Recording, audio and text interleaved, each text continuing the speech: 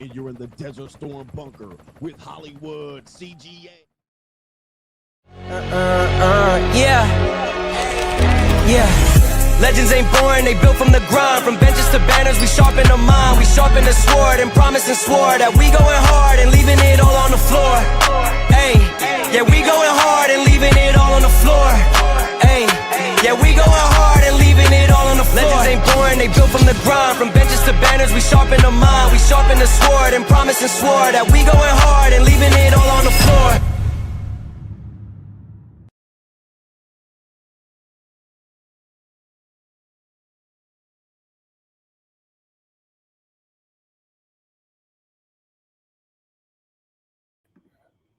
What's going on, everybody? It is Coach Greg Adams back in here with another YouTube live stream. Shout out to the Coach Gang, and that's you for being in here, being involved, and being active on this YouTube channel. And welcome back to the Boss Up Show, part of the Free Agent Lifestyle podcast here on the Free Agent Lifestyle channel. You in here with the Bruce Wayne of this ish, the King of Kings, the King of Content, and the Speaker of Truth, yours truly, the Notorious One, aka Mr. Coachellini, better known as the prognosticator, Coach Stradamus, and you're in Bali, Indonesia, with Hollywood CGA and EWF. That is every woman's fantasy in the whole fucking show. I'm the CEO, Niggeroa Fixes Binds LLC, the unbinder, the undebatable, the undisputed best entertainment here on YouTube. You can call me Senor Gregorio Graybeard. The ladies love to call me Mr. Third Leg Greg. Also the man with one trabajo, that is the ecclesiastical Mitch Slapper. You're looking at the anointed one in Bali, Indonesia. The founding father of the after pill, the junior college sociologist, the Morpheus of the Mating Matrix, the chocolated Confucius, the Black Moses, the deliverer, also known as the man that walks in the spirit of Elijah. I'm the man with more nicknames than anyone in the game. But in case you forget those names, just call me CGA, see God Allah. And I'll be the 14-time demonetized champion of YouTube. Welcome to Bali, Indonesia. I'm off to the next stop of our Ling Ling Tour 2025 and the Boss Up Tour of 2026. We're on the Grand Holiday Vacation, second annual Grand Holiday Vacation of the Boss Up Notorious One, Hollywood CGA. We're in Bali, Indonesia. Oddly enough, a well-known music executive producer lives really right near me. Okay, I'm going to just tell you, just footsteps away from me is one of the most well-known executive producers in hip-hop history. And in this suite stayed one of the most famous R&B dancers and singers that you might know of. We're not going to name drop over here, but we're going to talk about what we got going on here in today's show. In today's show, we're going to talk about She's Not Yours, She's Ours, The Why Is Silent, an actress also known as a celebrity on Love and Hip Hop. Her husband died 2 weeks ago, and she's already been seen in the hands of another man, a hood trophy, if you will, a Pookie. All right, immediately after the death of her, her going through the traumatic issues that she went through and the death of her husband and her baby daddy, all right, dead, and she's already in these Mickey Ficky streets. She's not yours, it's just your turn. She's not yours, she's ours, the why is silent. We also have another man, and people are calling him a simp. Even the simps are waking up to the reality of all men pay. All right, we have a man that was in a relationship with a woman, and he is venting, he is crashing out as he discovers that he's been paying for love in relationships. We got that coming up. I know the light is bright, but it's midnight here in Indonesia. In the next couple of places that I'm going to, yes, the days are flipped upside down. It's going to be midnight when I'm streaming. So that means I'm going to be able to have fun and ecclesiastically clap cheeks, and it might be pieces of calico in the background. but we're going to stream and it'll be midnight where I'm at. So the next few stops where I'm at, it'll be either 11 o'clock or midnight or maybe 1 o'clock in the morning. And I will be streaming and it'll be your morning time. All right. Our regular show time. And we'll do this as much as possible. And we'll do this to keep it up. I mean, I know a lot of this isn't the regular show. This isn't the sound effects, the studio. A lot of people are comfort creatures. So when you don't see the regular show, they're like, oh, what is this he's doing here? He's just talking shit. All right, he's just talking shit. But we talking shit and swallowing spit out here, and we're going to have a show. Nonetheless, the teaching is going to be here. We're going to have a great show. And anyway, to contribute to today's show, it is $, the Notorious CGA. That is on the Cash App. It is Venmo, Coach Greg Adams TV. It is PayPal, paypal.me/Coach Greg Adams, and that is near the top of the description box on the Free Agent Lifestyle channel. And you can super chat by clicking the link on the top of the live chat on the Free Agent Lifestyle channel. We're back, man. Let me tell you, Australia, 19 hours ahead. All right, for me to stream at my regular time in Australia, it was like 3:34 in the morning. All right, 3:30 in the morning or something like that, 3:15. And I was like, nope. All right, that wasn't gonna happen. All right, I was like, that's a little tough. All right, but streaming at midnight is not that big of a deal because a lot of streamers stream at midnight. So that wasn't that big of a deal at all. And I'm glad to have you back. I'm glad to be back at my regular show time. I'm glad to be back, and we'll stream as many times as we can stream. All right, coming up, Ling Ling Tour. We're officially on the Ling Ling Tour. All right, Australia was just a stop of some Ling Lings. All right, but we had more women that were not Ling Lings at the JUCO, and now we're officially in Indonesia on my Ling Ling Tour. But this is a content house. You should see this house. You should see this hotel. All right, I'm going to show you a little bit of this hotel resort. All right, I just got here today. All right, it was a 6-hour or something flight from Australia, from Sydney to get here. And let's go ahead and show you what it looks like so you guys can see what's going on. Because listen, let me say this before we get, and I'm going to have to repeat this. And I know you're going to say, well, because you're a famous YouTuber, you're a millionaire worth $18 million a year, 14.5, whatever it is on the internet. But I've been trying to warn men. I've been trying to get men to understand that following the free agent lifestyle philosophy literally changed my life. I've been following it for a better part of 10 years. And this has set me up to get in the position that I'm in. Now, what I see men doing today, okay, what I see men doing today is they refuse to give up on the one thing that is crippling you, and that is your belief that the women belong to you. Okay, shout out to the ladies here, meow, and my JUCOs watching me. You guys believe the women belong to you. You guys believe that you're going to beat the odds and have a successful relationship. And I'm not anti-relationship, but what I'm trying to tell men is give up on that for a little bit, get yourself in a position of leverage and options, and then all of a sudden, then you'll be able to look at relationships from a different perspective. That is all in the Free Agent Lifestyle book. Now, men won't give up. All right, you guys are still ranting and raving over women. All right, even guys that are so-called red pill veterans or manosphere veterans or men's advice veterans, they're still out here saying elementary talking points.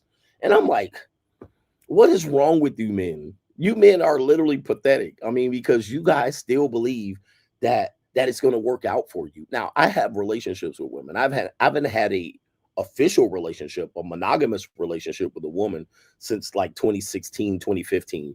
All right. But I've had a lot of situationships and long-term JUCOs and, I've had a lot of those, but none where I put in all my emotional and financial investment in at the same time. Zero, right? Zero. All right. I'll put in some financial investment. I'll put in a little bit of emotional, just a little bit. And then I'm going to put in the physical, but I know that they're worthless, meaning that they're just for a period of time. And once that period of time, trial period is over, it's over. Right. And then it's moving on to the next thing. What I don't want to do is put all my eggs into one woman's basket. And then when it falls apart, now I fell apart. Okay. Now I got to fall apart and pick up the pieces. I've been there, done that. And this particular philosophy, you're hearing more and more people live it. They're trying to explore it, but they won't do it. I'm going to tell you, men won't do it. They won't do it. You guys still believe that relationships validate you. You think a woman validates you. Like if I got a woman and people see me with this woman and this type of woman, this girlfriend and this, I have a relationship, I'm validated in society. And you're not going to do it. Men can't do it. You're refusing to do it, and you're refusing to go in, and then you get disappointed again, and now you're talking about black women do this, and hoes do this, and hoes do that, as if we're not surprised. Now, let me tell you something. A lot of people that have tried to beat my philosophy over the last 8 years, you guys have been in and out of relationships. Not very many of you have had a relationship that has lasted as long as I've been making content about the free agent lifestyle. Right? You're not beating me. Like, you've been in and out, dated, you know, and don't get me started on normie dating. Don't get me started on normie dating. Okay, if you're normie dating, you're out of your mind. If you're a man over 35 and you're regular normie dating, you're wasting your time. I mean, it's sugar daddy season out here. Okay, you're wasting your time. But most of you guys that have been watching me, you have been in and out of multiple relationships. Multiple. Am I tripping? I know I'm tripping. This light is bright, but you guys got to realize, all right, I just got here an hour and a half ago, an hour 45 minutes ago, and I'm already streaming. All right, but men won't do it, and you guys are still hoping that you're going to find a good woman, and you're past the age of 35. This is like, what the fuck? Dude, just have fun with these women. Just have fun with them, and then when it's over, it's over. No hard feelings. Just walk away. It is what it is, bro. All right, anyway, look, let me go ahead and show you this, because we bragging over here, but I'm not bragging. I want you to understand the boss up philosophy. I want you to understand the free agent lifestyle philosophy. What I'm showing you is boss up. When I said boss up, I wasn't kidding. I wasn't kidding. Like, I'm telling you, it's boss up mindset. All right, forget all of that other shit. You know, the top 20% of men, fuck that. All right, I want you guys to understand what boss up is, which means, in effect, we're not just going to boss up and sit at home. We're bossing up in all of that access, lifestyle, how we treat women, how we participate with women, how we release ourselves from that. Okay. Not only that, what we surround ourselves by. So this is the latest leg of the holiday season trip by CGA. Let's take a look at what's going on here, and then we'll get into the earlier contributors to today's show. This is just posted on my Instagram story. This is your boy out there, that not business class. Of course, when you're flying the friendly skies, hours and hours away, you better be in business class. That's me headed to Bali in business class right there. And yeah, we're arriving in a very, very, very destination place called Bali, Indonesia. Okay. All right. It's known as Bali. And then you also have, this is my ecclesiastical bedroom right here with this canopy bed, and above it, it is a nicely carved out top. All right. Handcrafted detail that you have here. This is my ecclesiastical bedroom. This is the content house. I'm going to be making content for several platforms here, including TikTok, Instagram, and also YouTube, and also rolling out our 52 Things program that I'm going to have pushing out in January. I'm going to record content in here as well. All right, so it's going to be a lot of content produced. You're going to see this, a lot of backgrounds. That's my ecclesiastical bathtub right there. And yes, there's going to be, this is basically here to produce a lot of content. And that's going to be, oh, check this out. Check this out. This is going to be where my pool is. All right. So I have my own suite. I have my, well, you could call it a suite. It's a home villa. So this is my own villa, private. Okay. And a lot of celebrities stay here. And there it is right there. That's the pool right there. You're going to see me having breakfast in there, floating breakfast. There's a little area right there where I can rest. You can see all these areas where I can produce content. And take a look at this right here. Okay, there it is right there. That's where one of my ecclesiastical maids are going to be cooking with her titties out. All right.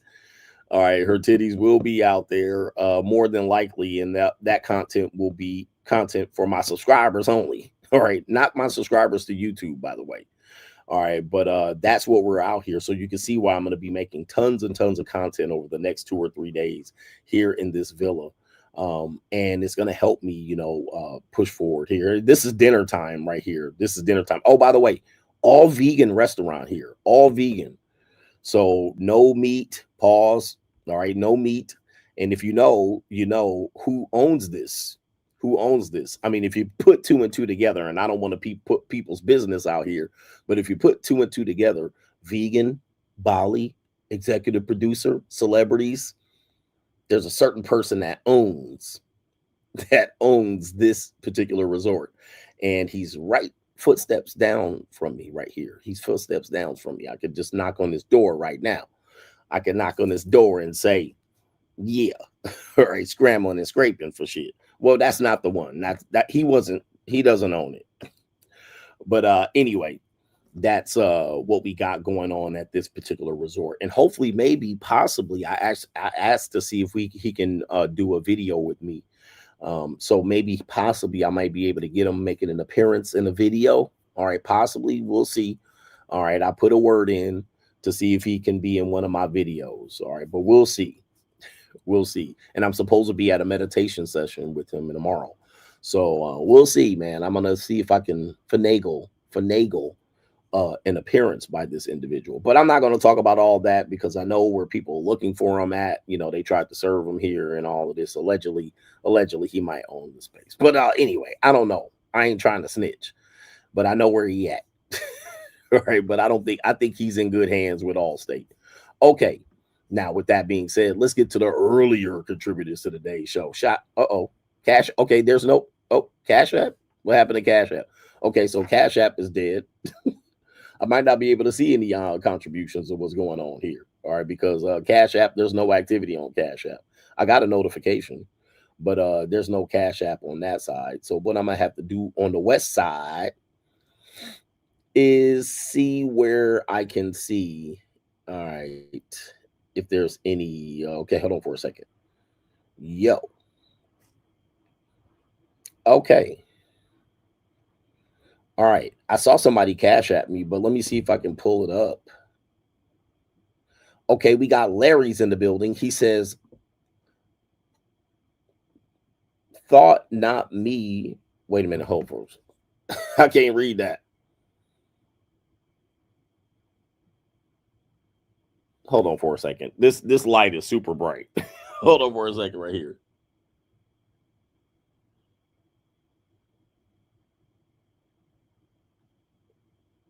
Okay, I can't read it. All right, I can't read it because this light is super bright right here. Something says right here, my fiance, you thought your fiance and you were engaged, but she gave the ring back. Oh, the humanity. All right, that's what it looks like it says. But of course, Cash App is not available here in Indonesia, so I can't see the entire thing. All right, so I see that's what's going on early in the damn day. Already getting screwed over here. All right, let me see here. We got people here that have contributed to today. Says after living, this is Blue Baggin says after listening to Summer Walker, they all said, I'll take that. When in fact, 99.999% of them will never get that. He says game over for these broads and these beaches. All right, and I think what you're talking about is, let me just give you an understanding. Summer Walker makes music for sugar babies. Right, that's what she does. She makes music for sugar babies, but I think what's happening is she's actually encouraging a lot of women to do monetized dating, and she's encouraging it in a way to date men of all races, rich guys, and a lot of women will put out content saying that rich guys and poor guys, there's no difference. They're both insecure. One's controlling and one's, well, doesn't have any money. But a lot of guys don't think women do have access to wealthy guys. They do. I mean, if not for an hour, just because they're broke doesn't mean they don't have access to a wealthy guy. Even a ghetto wealthy Nikki, like a club promoter, like a ghetto Nikki, a rapper, a hip hop guy. Now they're just going to get ran through and leased out, all this stuff. But I think what Blue Baggins is basically saying is that the women won't have access to be able to date these type of guys. All right. And therefore, their dream that they're selling them is not going to be real.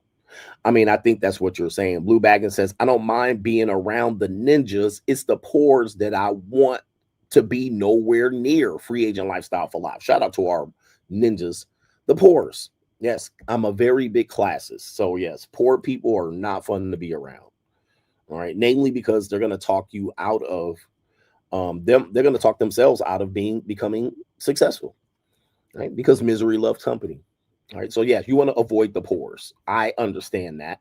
Ko-Fi supporter says, Coach, you were briefly featured on the Diddy Netflix document. It says right here, documentary episode 4 around the 50-20 mark. Oh, the humanity. Really? Are you serious? Right? Are you joking? All right. Or are you just making this up? He said, I was briefly featured in the Diddy documentary episode 4 around the 50-20 mark. Is this true? I don't know what happened. I don't know if this is real. I have no idea. What was I doing? What was he talking about? All right, what happened? Anybody know? Anybody else seen this? Maybe he's joking. Shout out to Ibby. Okay. All right. Anyway, I didn't do nothing. All right. What did I do? All right. Let me see here. Anybody else? Everybody's going to go look at it. Somebody confirm with me because I haven't gotten any notification about that. No government name says, do you think a lot of Mitches obsessed with owning and controlling women come from arrested development or just ego? Boss up in the free agent lifestyle is the solution. Mitch's problem isn't paying for women, but paying for anything. CGA said that. Hashtag the shield.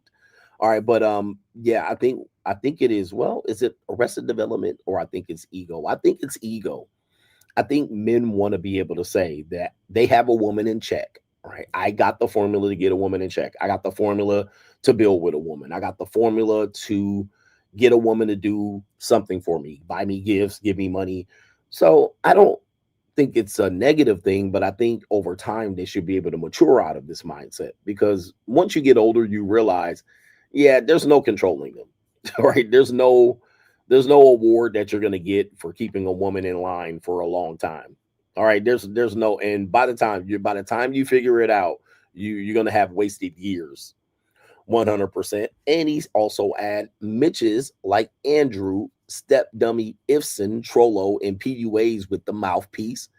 And BBLs are mad knowing that the conqueror, Genghis Adams, is doing better than them, Coochie Sweater than them, with all the receipts and respect of the masses worldwide, unlike them. Hashtag the shield. And they're going to say, well, I don't know how he's doing it. Well, if you ask me, I would tell you and put you up on some game. I remember one of these guys made a video one time saying, I can't afford an editor because I came up and I said I pay my editors $4,000 a month. Well, I can't afford an editor. Okay, you've been on YouTube longer than me. Okay. How? Well, let's just add it up. Let's just add it up. If you got a girlfriend, if you got children, if you got a wife, if you got a marriage, you're paying.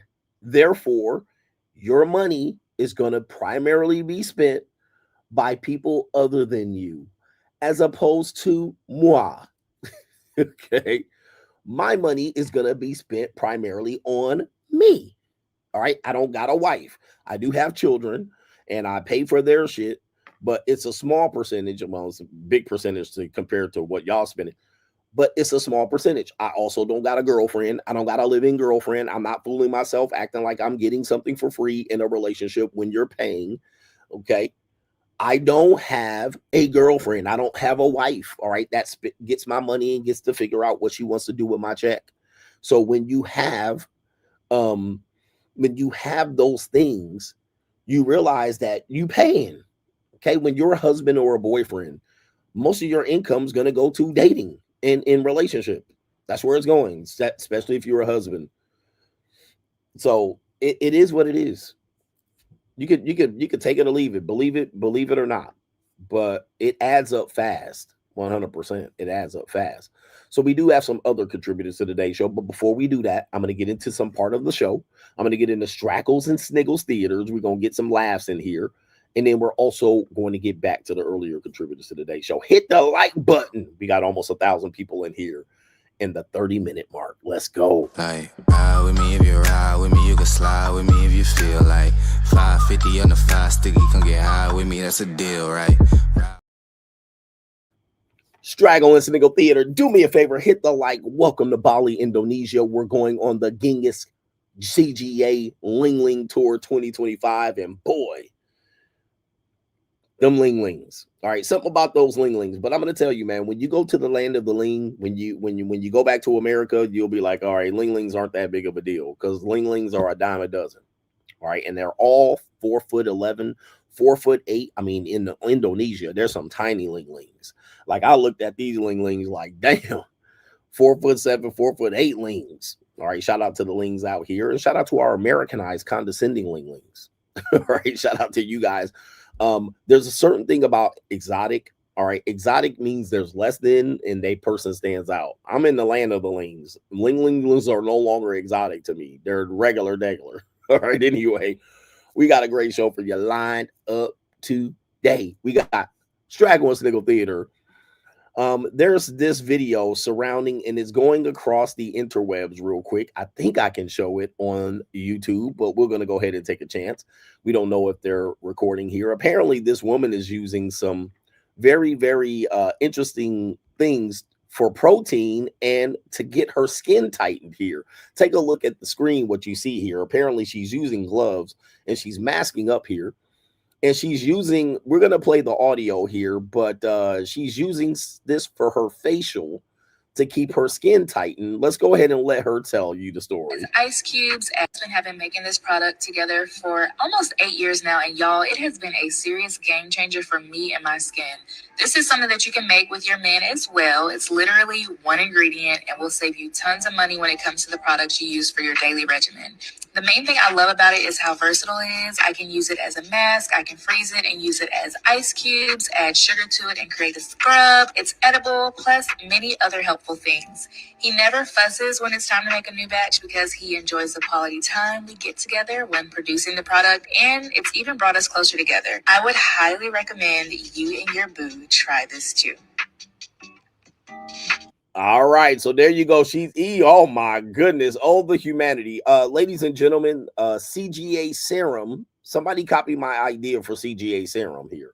Ladies, I do have this product available to only the ladies, but there's no freezing going on. This is going to be an active process that you will have to be presented in front of me, face down, ass up. I don't know how you're going to get it out. I'll tell you how you're going to get out of me. But ladies, if you want to reply to this and you want this type of skin here, just contact me directly. Don't listen to her. Contact 1-800-CGA serum. All right, or cgaserum.com or .net or .edu, and you can get CGA serum as well, ladies, for the ladies here. Then I will be able to provide real-time solutions for you. CGA don't have solutions. I'll be able to provide real-time solutions for you to be able to get your skin tightened, all right, and also your ass slapped 100%, and your throat throttled. I'm gonna poke the back of your throat too, 100%. But CGA serum coming to a bedroom near you. Only the ladies, for sure. Only the ladies. We don't have time for you sucker MCs. This is no pause. All right, Straggle and Sniggle Theater. We have a woman that says right here, "Oh well." OnlyFans detected. She says, "Girls, a running excuse." Okay, let me see what we got right here on Straggle and Sniggle Theater. Let's see what this looks like. The streets of California. Here we go. Excuse me, ma'am, what are you doing? I'm training. For what? The Olympics. How? A hoe's got to be able to get back from her boyfriend before her husband gets home. Oh, that's him. Hi, honey, I'm out walking the dog. What do you mean we don't have a dog? Huh. You go, ho. You go. All right, you go, ho, you go. I'm gonna tell you, man, they embracing this monetized dating marketplace, and OnlyFans detected. But she said she's going to the whole Olympics. All right. And she even had them pancakes out. But I'm going to tell you, man, it's quite impressive to run in high heels uphill. All right. That is definitely a dangerous hoe. Okay. She is running in full speed in high heels. Looks like 6-inch stilettos. All right. And she talking about the whole Olympics is going on right here. All right. Shout out to this white girl right here. I like it. Let's see what she says here. Girl running. Excuse me, ma'am, what are you doing? I'm training. For what? The Olympics. How? A hoe's got to be able to get back from her boyfriend before her husband gets home. Oh, that's him. Hi, honey, I'm out walking the dog. No. What do you mean we don't have a dog? What do you mean we don't have a dog? She said get back from her boyfriend's house before her husband gets home. Oh, man. All right, she's not yours. She's ours. The Y is silent. What do you mean we don't have a dog, you goofy boy? All right, we got Straggle and Sniggle Theater. Last one, we have a woman that says right here, if you can afford him, buy that man a PlayStation and lock him down. All right, we're going to the niggy part of the intersection relationship marketplace. And this looks to be like one of those shows. It looks like tonight's conversation, in which this woman says, well, date the broke guy. And if you can afford him, lock him down and buy a PlayStation. I know that personally, the ones that are low income, they tend to put your head through the mattress. They tend. Oh, no. But they come with trash bags and bins and shit. Yeah. The ones with that money, the responsible ones, they do it to you safe. Oh, no. Yeah, they do it to you. Oh, my goodness. These hoes. Look at this. And you, sister, you like it nasty. Yep. And you look like you got a good job. Oh my goodness, man. I'll tell you, man, this church reverend called this female church reverend called it poverty penis. All right. And as you call it, hybristophilia. All right. Pookiephilia, we call it over here. So there's a variety of these women that always, these are the guys that say, I know a broke dude smashing it. Let's take a look at the woman. Both of the women. One looks like a $2 Faith Evans from 1997. And then the other woman, just take a look. All right. This is what niggas are smashing, bragging about. And this is also an old skeezer. Okay. And they want it down and dirty. One of the problems is that women this is what happens when they get indoctrinated into being whores, is that in skeezers, is that they'll never be able to settle down with the guy who was the proper guy for them. I mean, men have this problem as well, but the proper guy for them is never going to be it. So what they got to do is they got to pick up a nigga from jail. Right? They got to pick up a nigga from jail. And then let's hear this type of advice. And there she is right there saying she's a freak elite. So if you can afford his broke, you get him a PlayStation, you lock it down, and you come every day. Congratulations. Thank you. And there it is right there. These are so-called Christians, by the way. All right. These are so-called Christians. These are the women that be out here arguing with you on Instagram. All right. Mosquitoes in here already. All right. They be arguing with it. There, give me that mosquito. All right. I'm going to have to get the Danielson shit out. Where are my damn 2 sticks? All right. But these are the people be arguing you about, you can't find a good woman because you out here dating a horse. There it is right there. This woman's way too old. All right, way too old to still be acting like this. This woman will be in church asking you to repent or you going to hell. This is crazy. All right, this is insane. And then their solution is, when they can't be a suitable mate, to lock down Pookie. Lock down Pookie, buy him a PlayStation, and come every day and put your head through the mattress. Unbelievable. All right, there go your mamas. There go your aunties. There go your church hoes. There you go right there. Good luck out here, gentlemen. That's what you got left. And you're trying to take these women out on dates. See, this is the funny thing about it. Men her age, you're taking them out on dates. Yes. And then she's also letting Pookie drive her through the mattress with a PlayStation 5. Good luck out here, gentlemen. Good luck. That's Straggle and Sniggle Theater. Ride with me if you ride with me, you can slide with me if you feel like 550 on the 5 sticky, come get high with me, that's a deal, right?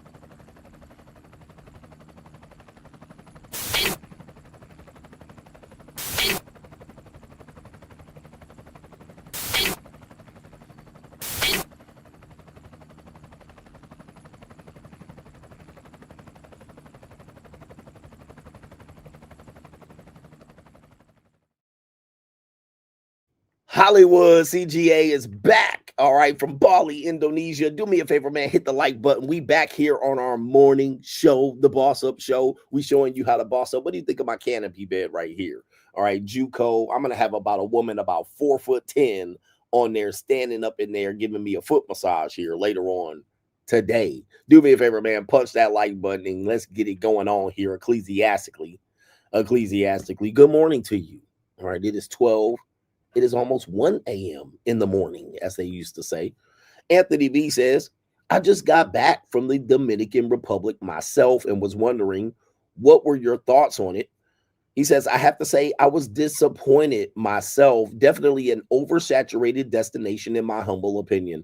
And yes, the Dominican Republic, for the people who, you know, the men who are catching on late, the men who maybe you weren't old enough, the Dominican Republic, somewhere around 2015, 2016, 2017, became a destination that was somewhat unique to a travel set of men, black men, because black men typically didn't travel as much. They didn't have passports. They weren't encouraged to travel. So traveling was not on the radar for a lot of men. So Dominican Republic became a place early on where men could travel and seem like they went somewhere.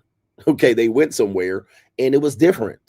All right. And they were engaging in what we call mahi-mahi behavior, but they were kind of masking it as they're going there getting attention from women that these women actually like them. But it was a mahi-mahi situation. Nobody was saying it.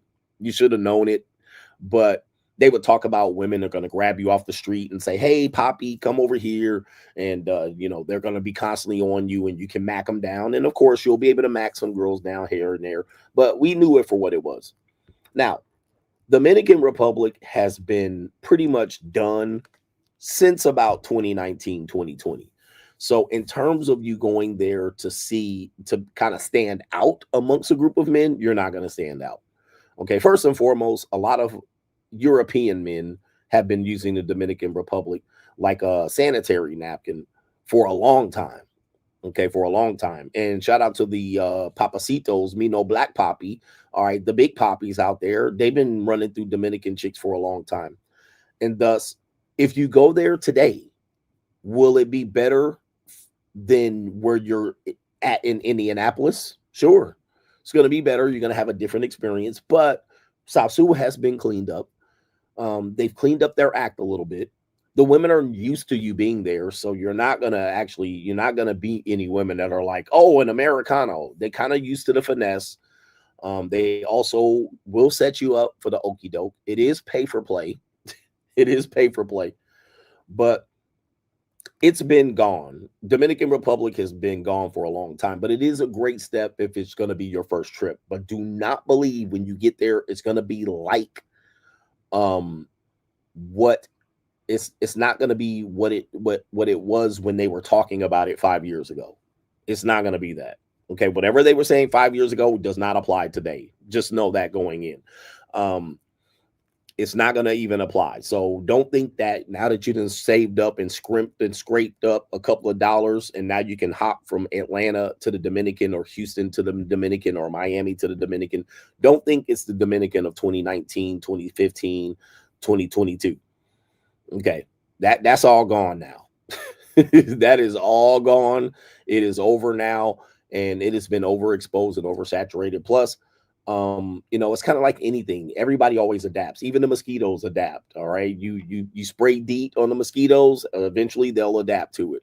All right, you take medication, eventually your body will adapt and become accustomed to that medication, and then the potency doesn't work the same. And that's the same about any of these destinations. I would say the same thing about, you know, places like Cabo San Lucas. I would say Dominican Republic, and what's the other one?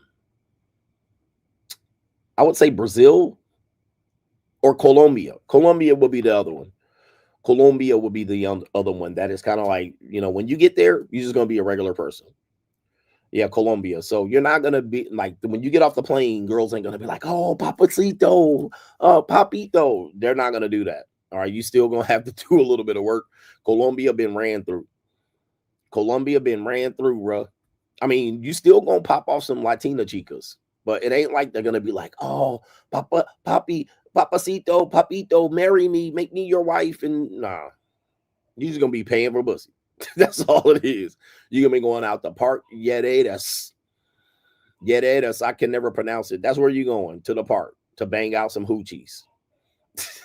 Now, all of these destinations are going to become that the more we shine light on it. So just be prepared for it. Thailand is like that as well. So everybody just sees you for who you are.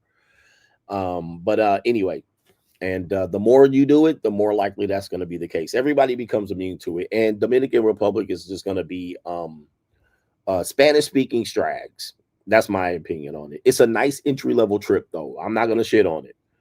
But, you know, if you're just starting off your travel destination, you're somewhere in the American South, and you're like, where do I go first? The Dominican is a great place to start if you want to do it and you want to get your travel legs under you. If you're on the West Coast, start off on Cabo San Lucas and get your legs under you so you can know what to do, know what to expect. These are great countries to test your danger level, right? To see how risk level or risk averse you are or how risky you are. Because, yeah, you can get hemmed up in Cabo. All right. One time I was in Cabo San Lucas and I went down to I met this girl from one resort to the next because I was at the resort. My resort was boring as hell, but the other resort music was thumping. Boom, boom, boom, boom. So I was like, let me go over there. So I walked from my resort to that resort. And when I walked to the resort, it was dusk. All right. It was dusk. So then I go over there and then they're having a party and some corporate event. And, you know, they're having this cookout. Basically, they cater some food or make some food. So I'm over there and they dancing on the dance floor. This white girl sees me and she already drunk. And she sees me and comes twerking on me, grinding on me. And I was like, easy layup. So we go up into the room. Her friends was like, she been waiting all trip. It was the day before she was going to leave. They said she been horny the whole trip. All right. She been horny the whole trip. So that was my freebie. All right. Went over there, just, all right, clapped it up, and fell asleep, and she was snoring. She was from Seattle. Somebody says right place at the right time. Those are the ones you would call free. All right. But that to me is like vacation sex. And was she all that? No, she was a regular white girl from Seattle. Clapped it up, mopped it up, got in the shower, rinsed the dick off. She was asleep because she had been drinking the whole day. She wanted me to wake up and go to yoga with her or something. I can't remember what she was talking about. But I kind of snapped out of my post-nut stupor, and she was drooling. So what did my dumb ass do? Right? This is where you talk about, the reason why I'm talking about this is because I'm talking about risk-averse behavior. Know how to operate. That's why Dominican Republic is a good start. Cabo San Lucas is a good start. Both of these areas are dangerous, meaning that if you do some stupid shit and you one of these niggies that think you can leave the country, America, in your rest haven, safe haven of America, and do risky shit in this country, you can die. Okay? You can die. All right? You can face a cartello. So what did I do? She's snoring 2:30 in the morning. I don't want to go to yoga with her in the morning. I don't want to go to yoga. I don't want to wake up next to her. Okay. She want to wake up next to me and go to breakfast and go to yoga. I don't want to do it. So what do? 2:30 in the morning. I leave her resort and go back to my resort. No bueno. Okay. You don't do that. You don't do this. So this is how you die. Now there's desert in between each resort. Like you're walking in pitch black desert. No street lights. There ain't no street lights. There ain't no cars with their light. You walking in the pitch dark, right? You walk in the dark in the desert. So I finish up and I'm like, I got to dip. So I leave her hotel room and I'm walking out. If you guys know, there's security, armed security, you know, all these places, Dominican Republic, Brazil, there's people with guns. They just carrying, they over there with AK-47s like this. Okay, security. I walk out and the security guards is looking at me like, nigga, at their resort. They looking at me like, they looking at each other like this nigga crazy, right? Like, what? Is he for real? He fixing to leave the resort. He just walking off the resort. They was like, he dead. So the security at her resort, they was just gonna let me leave and die. They was looking at each other like, they was like, go ahead. They was like, we ain't gonna hear from him again.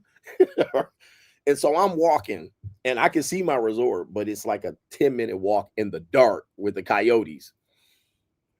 And my security, they have a little kind of like an area, you know, like they kind of have the security stall right before you get to the hotel, but you can't see on the inside. They can only see they can see you outside, but you can't see on the inside. So I'm walking past that, right? Just trying to get to the hotel. I'm like, Cartello could be out here. I'm just trying to get back to my resort. I walked past their fucking thing, and the security guard waited for me to walk by, and then he peeped out like this.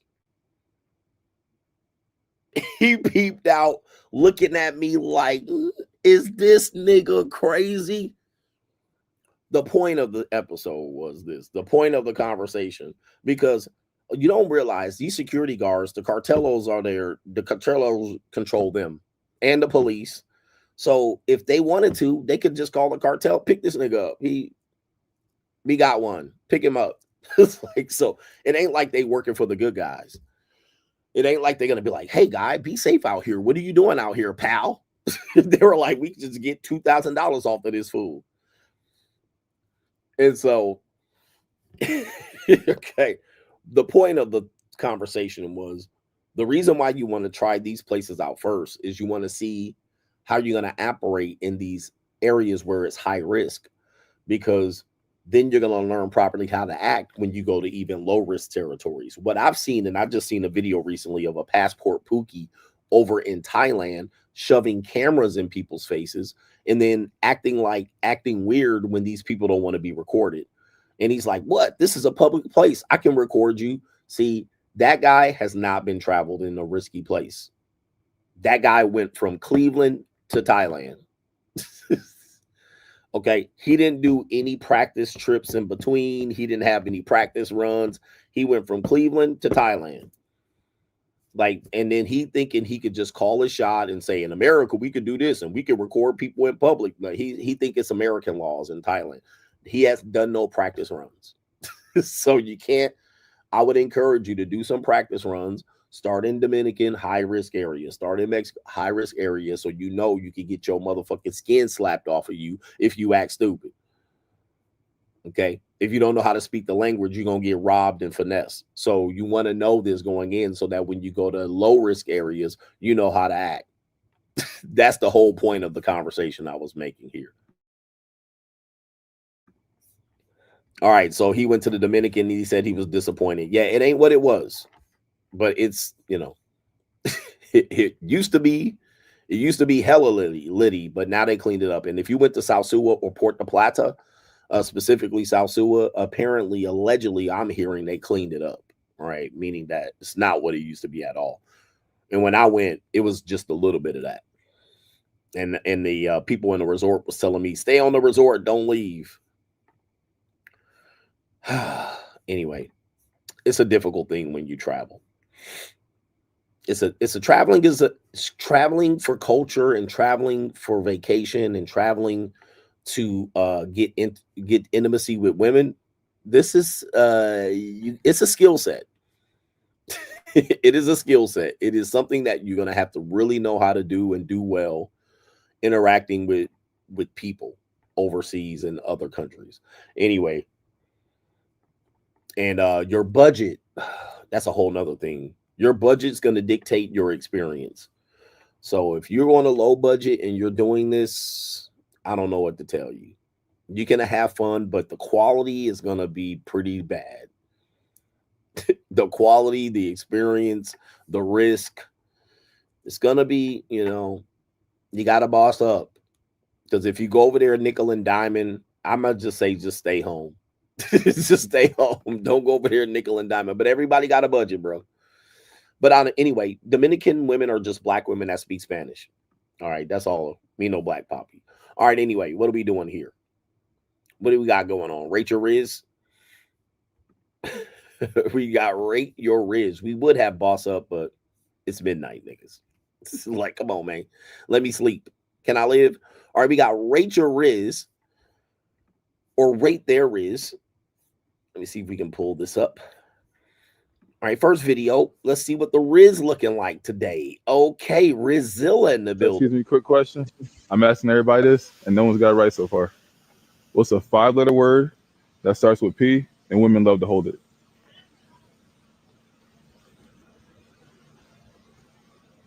Puppy? Phone. Phone. Excuse me. Excuse me, quick question. I'm asking everybody this, and no one's got it right so far. Well, again, usual suspects, of course. Where's that elephant? Of course. I mean, but niggas gonna say she thick. I'm telling you, man. They gonna say she thick. Okay, so that was his Rizz. Man, are those cowboy boots? All right, this definitely is a small town. Yep.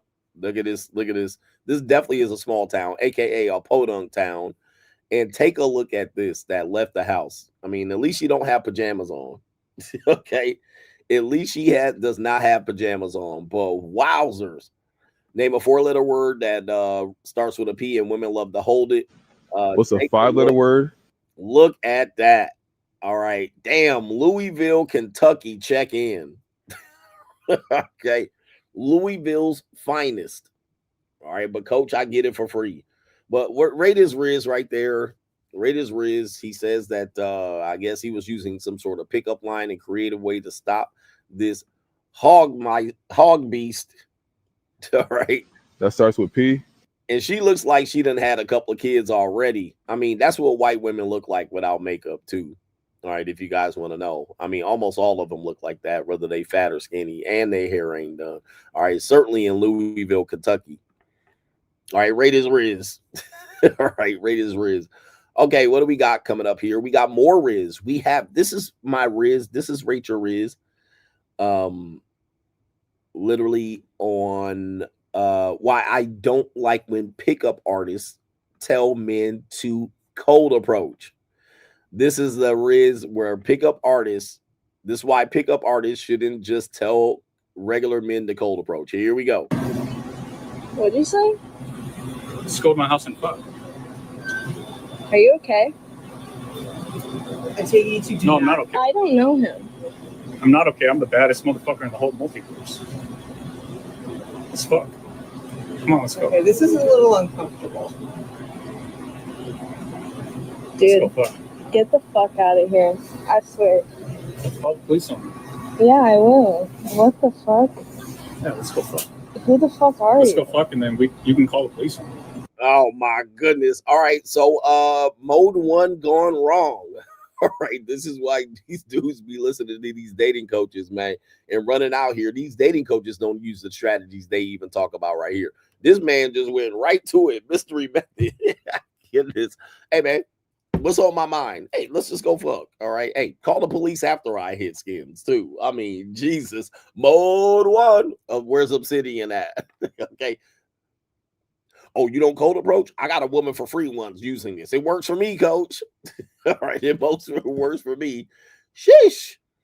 All right, this is a little overboard, guys. This is going too far. All right, this is why I always tell you, man. Look, y'all doing too much. For raping me or whatever. It doesn't matter. What? Are you okay? No, I just want to fuck. You come this way. What the fuck? Dude, get away from me. Let's go fuck. Call the police, whatever. Let's go fuck right now. Damn, man, he's starving. All right, boy, this is starving. This is starving like Marvin right here, man. Rate his Rizz. He's ready to go. All right, Ricky Tan, chill, homie.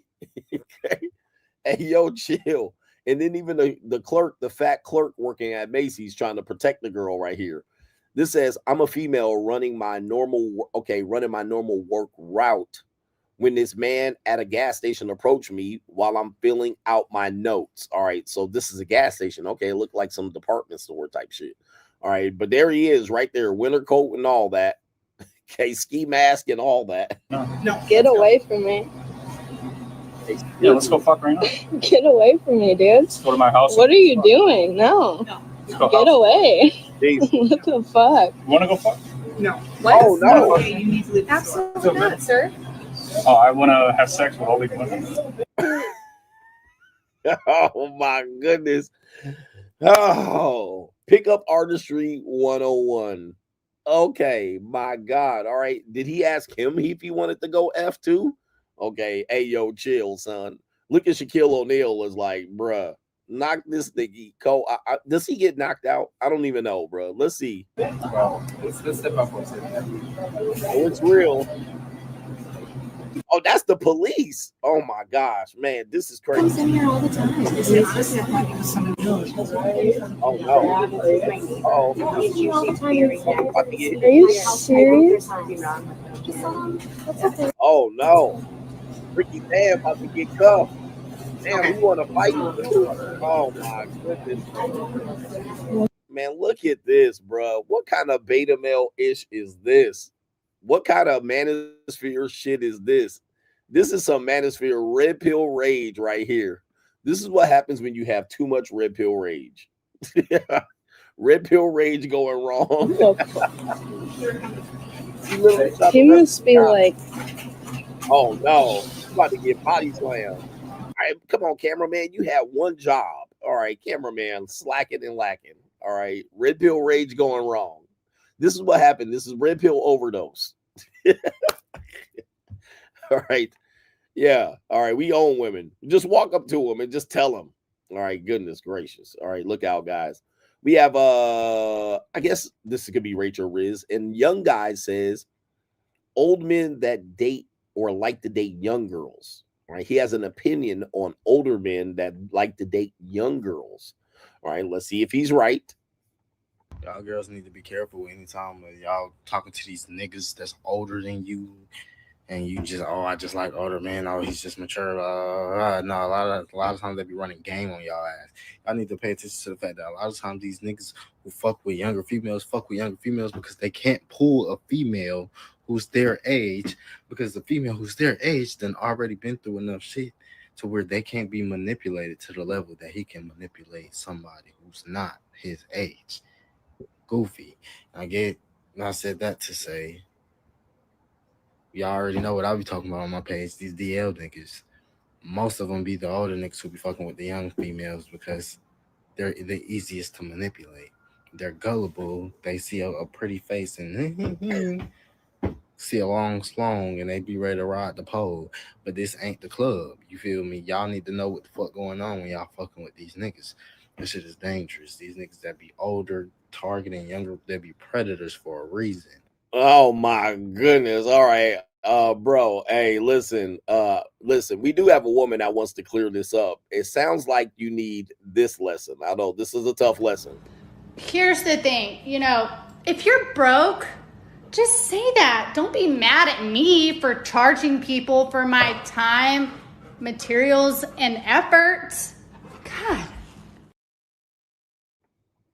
Okay, it sounds like he's broke. All right, this is definitely broke man talking, and he sounds just like his mammy. Oh, they trying to manipulate you. They're predators. All right, it sounds like you've been priced out. That's what it sounds like. It sounds like you can't compete, and we've all been there. We've all been there. I get it, man. Listen, this is a reality check. Those younger women, when you're young, you got to compete with old niggas. You do. Not with all women, not with all young women, but some women you do. You got to compete with older niggas. And the older guys he's talking about are not me. All right. Let's just be getting straight. The older guys he's talking about are 25, right? Or 30, 28. That's who he's talking about. And you do have to realize that when younger women are talking about dating older guys, they're not talking about 50-year-old guys. They're talking about 35-year-old guys. So that's what's happening. And those guys are, yes, that's your competition.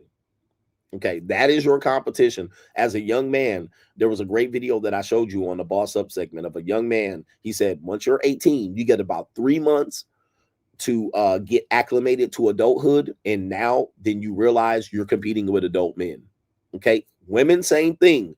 When you turn 18, I know y'all want to say your brainstem ain't developed, but once you get out of high school, you get about 3 months to 6 months to get acclimated and understand you're not a child anymore. You're a legal adult. And now you're in a atmosphere with adults.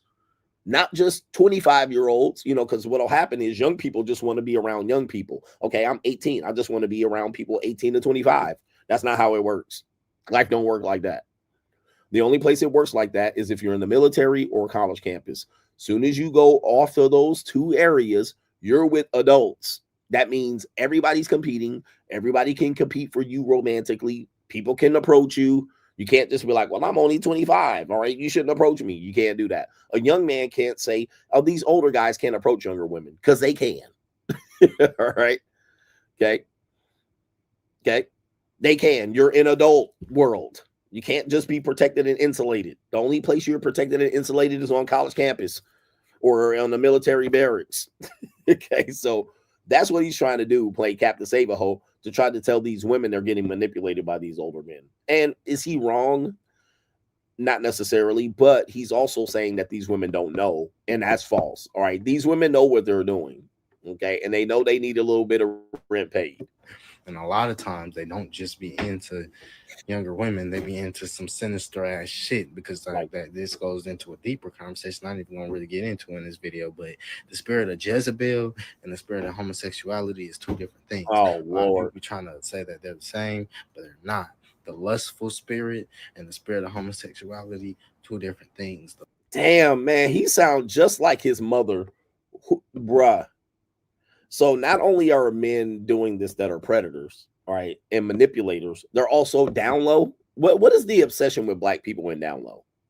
I know you people are going to say buck breaking and slavery and all of this stuff, but there's some sort of obsession with particularly men in the South, because, yeah, I mean, y'all some very fugazi ass people in the South, you black brothers, all right, nasty niggas, all right, y'all gotta definitely a descendant, y'all descendant from some fugazis and some bundles of sticks, all right, because y'all be participating in some wild wicked shit, all right, and dudes in the South, I tell you, man, y'all be lighting the loafers with a hella sugar in y'all tank, and I don't know what it is about the South, all right, and is it like this on the West Coast? Yeah, there's some West Coast fugazi shit going on. Them niggas be dressed like gangbangers, and they be gay for the state when they go to jail. They be doing some wild shit on there too, but them Southern niggas, y'all Southern niggas be lighting the loafers and shit, walking around with your feet like this. Like, think about it. And I ain't gonna say no names. I ain't sending no shots. I'm not sneak dissing. All right, but it be a lot of dudes, and they be like 6'3", 6'4", 6'5", 6'6", bug broken ass niggas. All right, emasculated ass niggas. All right, what do they call it when they hella like feminine? Okay, hella feminine. I can't even think of the name what they call it, but they hella like, you know, sensitive ass niggas. Okay, they call it metrosexual, but I don't think it's metrosexual. I think them niggas effeminate males, which to me, you know, maybe he hitting on some shit. Them effeminate males be sus, all right, especially around the Atlanta, Georgia ass niggas. All right, zesty, zesty. All right, Atlanta, Georgia niggas be bigger than motherfucking John Henry, the slave ass nigga, building the railroad ass nigga. Them niggas be built bucks like this and be light in the loafers. All right, they voice be all feminine. They act extra beta and son husbandry and shit. Look at these niggas. All right. Anyway, Atlanta. Anyway, enough about that. I don't even know why I'm bringing that up, because I don't even like to talk about it. But what I was saying was a lot of people in that area seem to be interested a lot about men's sexuality, or as if they're confused about it. I don't know. All right. It's a little weird to me. And what else we got? That's an evil world we live in. So we're going to go to Rachel Rizz. This guy says he doesn't believe in approaching women. Okay, so this is a constant conversation. Let me know if you agree or disagree with him. And if you looked at him, he is chopped. Okay, he is what the young people call chopped. Big bifocals, you know what I mean? Gums blacker than black. All right, big old chiclet teeth, Bugs Bunny ass teeth. He got a hoodie on. Hey, niggas, man, black men. Let's stop with the hoodies. All right, I know y'all got the quarter zip shit going on. What's up with the hoodies and the Pookie Shiesty shit and the goddamn do rags? What's going on, man? What's going on, guys? I mean, I get it, man. Look, I know what it is. You know what it is? I figured it out.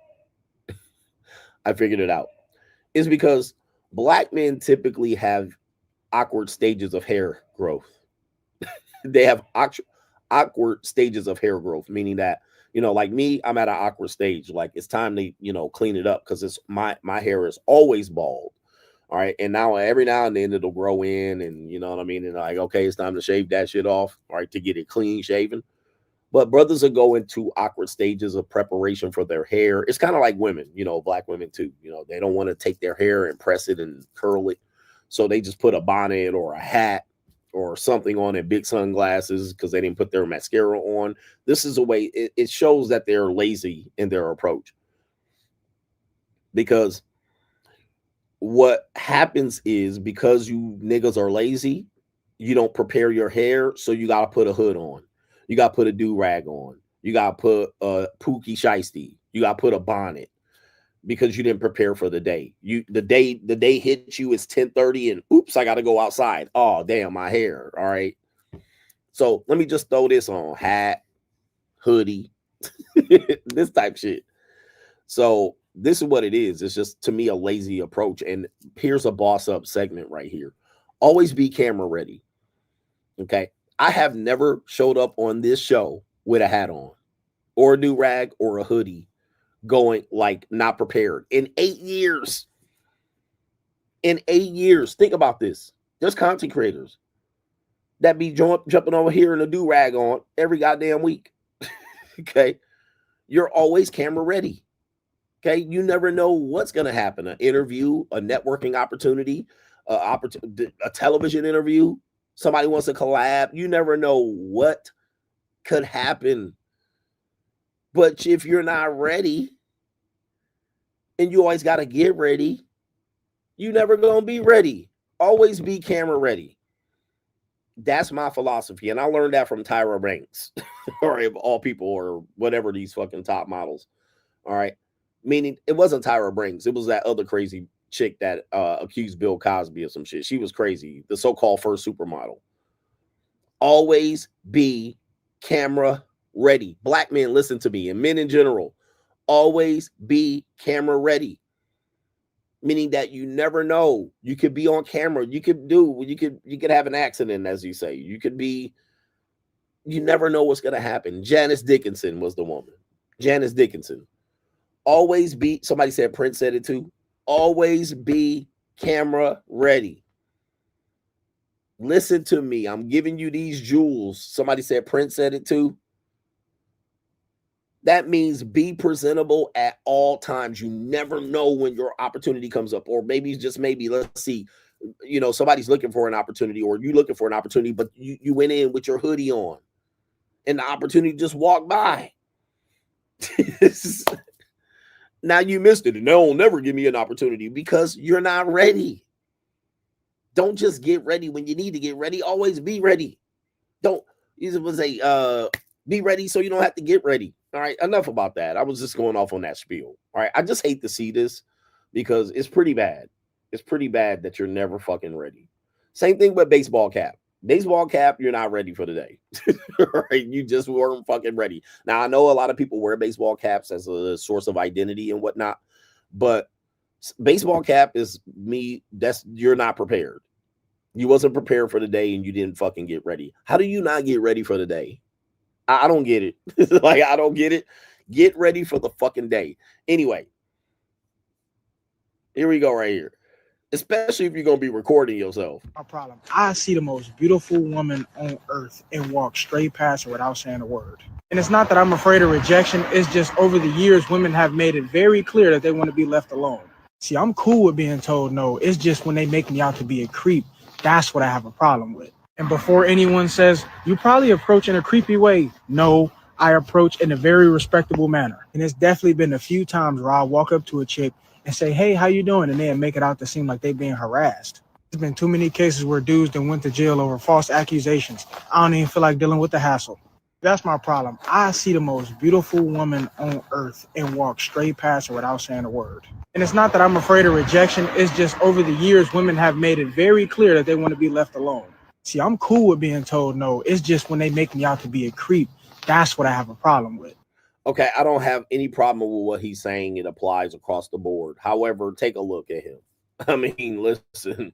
I mean, look, I know there's gonna be one guy. I know a guy like that, look chopped like that. He got all the broads. There's always that guy. You mean the exception to the rule guy? Because I guarantee you, all guys that look like that ain't beating it up.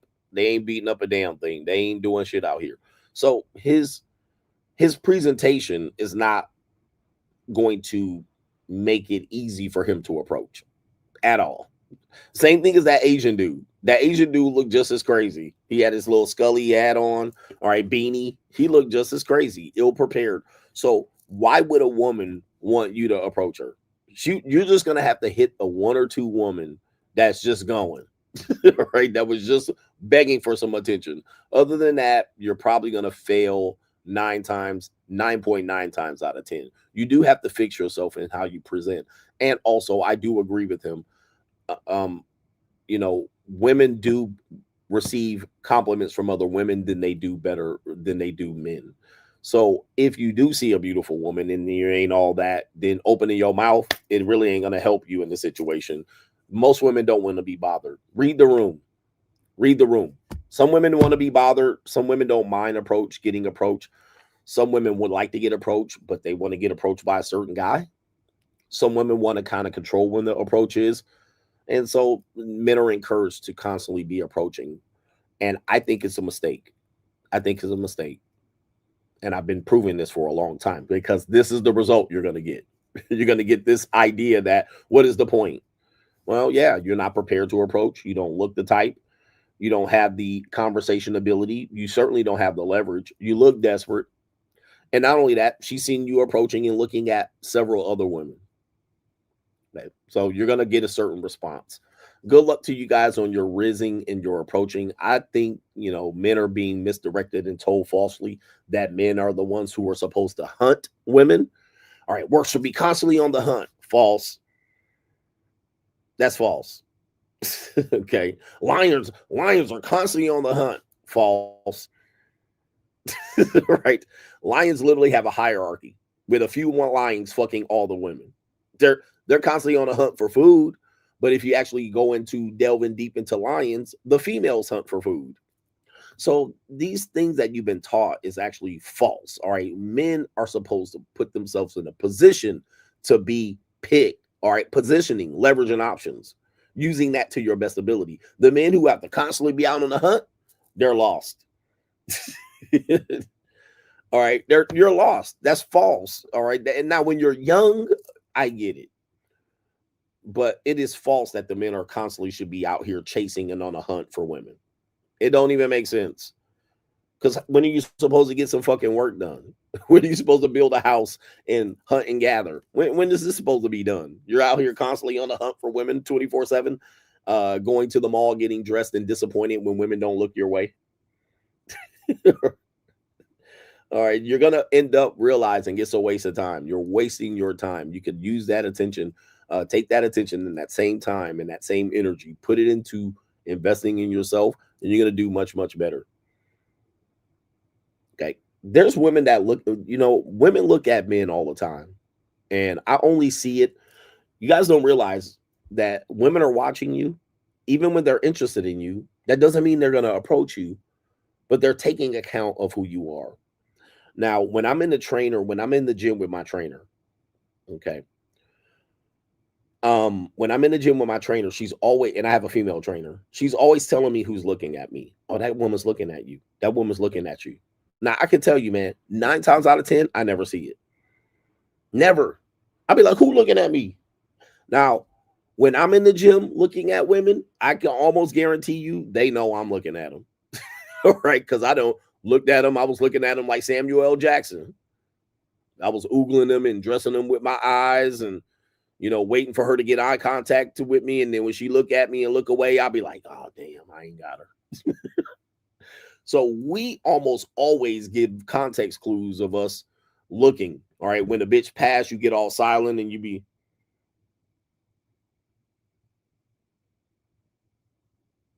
looking the bitch up and down. All right, you can't even hide the look. All right, you trying to look away before she get by, and then you look, and she looking out her peripheral, and you like, All right, rubble necking. So almost always, they catch us looking. On the other hand, when women look at us, they done seen us a mile away. They waited to the point where they never gonna get caught looking. Never. All right, they rarely ever gonna get caught looking. So my trainer is always telling me, "Oh, this girl's paying attention to you. This girl's checking you out. Oh, she's staring at you." And it's almost always, it's never gonna be young women. It's always gonna be older women. But and then you be like, "Damn, I wish she would have known. I wish she would have known." Have you ever been in that situation where a woman was like, "Damn, I had a crush on you. I was on you. I wanted you to talk to me all the time." You didn't let 2 years go by. You like, really? Because men don't have a keen awareness of how women check them out, because they don't check us out typically how we check them out. So you're waiting for some sort of choosing signal, and it's never going to come. All right, because she's shy, she's bashful, she don't want to put herself out there, she doesn't want to face rejection. So it's one of those things. But most of the time when I'm focused on what I'm doing, women tend to be looking at me. When I'm not focused, they tend to not be looking at me. All right, because you're so focused on getting them to look at you. But when you're focusing on doing your shit, right? You're doing your shit, you doing your motherfucking homework, all right? You taking your measurement tape and you tape, you know what I mean? You doing your blue collar shit. That's when women looking at you, the nigga doing something. Not when you sitting there looking like this, like Samuel L. Jackson. Bitch, look at me. Bitch, look at me. They want to see you doing something. You in the gym doing your shit. And then she come up to you, "Man, I see you out here working out all the time. I see you here every day." Like, I ain't never seen this bitch before. Where you been? When you been looking at me? Never seen you looking at me. Not one time. Okay. So women tend to follow and watch men who are doing something other than standing around. Now, here's the last thing here. Please stop bringing low-level nigga shit to the conversation. Please don't tell me about some Strags and some Pookies. These people are zoo animals. Okay. Especially when you travel. Shout out to my travel lifestyle. I've traveled every month this calendar year. Boy, am I exhausted. When you travel, I said this in my book, Free Agent Lifestyle, it's going to give you a different perspective on the world. And when you remove yourself from low-level Pookies and niggas and you get outside with everybody else, regular people, whatever that shit they're trying to convince you to do as Pookies and niggas, it doesn't apply to the regular world. It has no practical application. It doesn't exist. It only exists in barnyards, in ghettos. Not even the favelas engage in this bullshit. Right? Not even the favelas and the barrios engage in this shit. The niggas are zoo animals.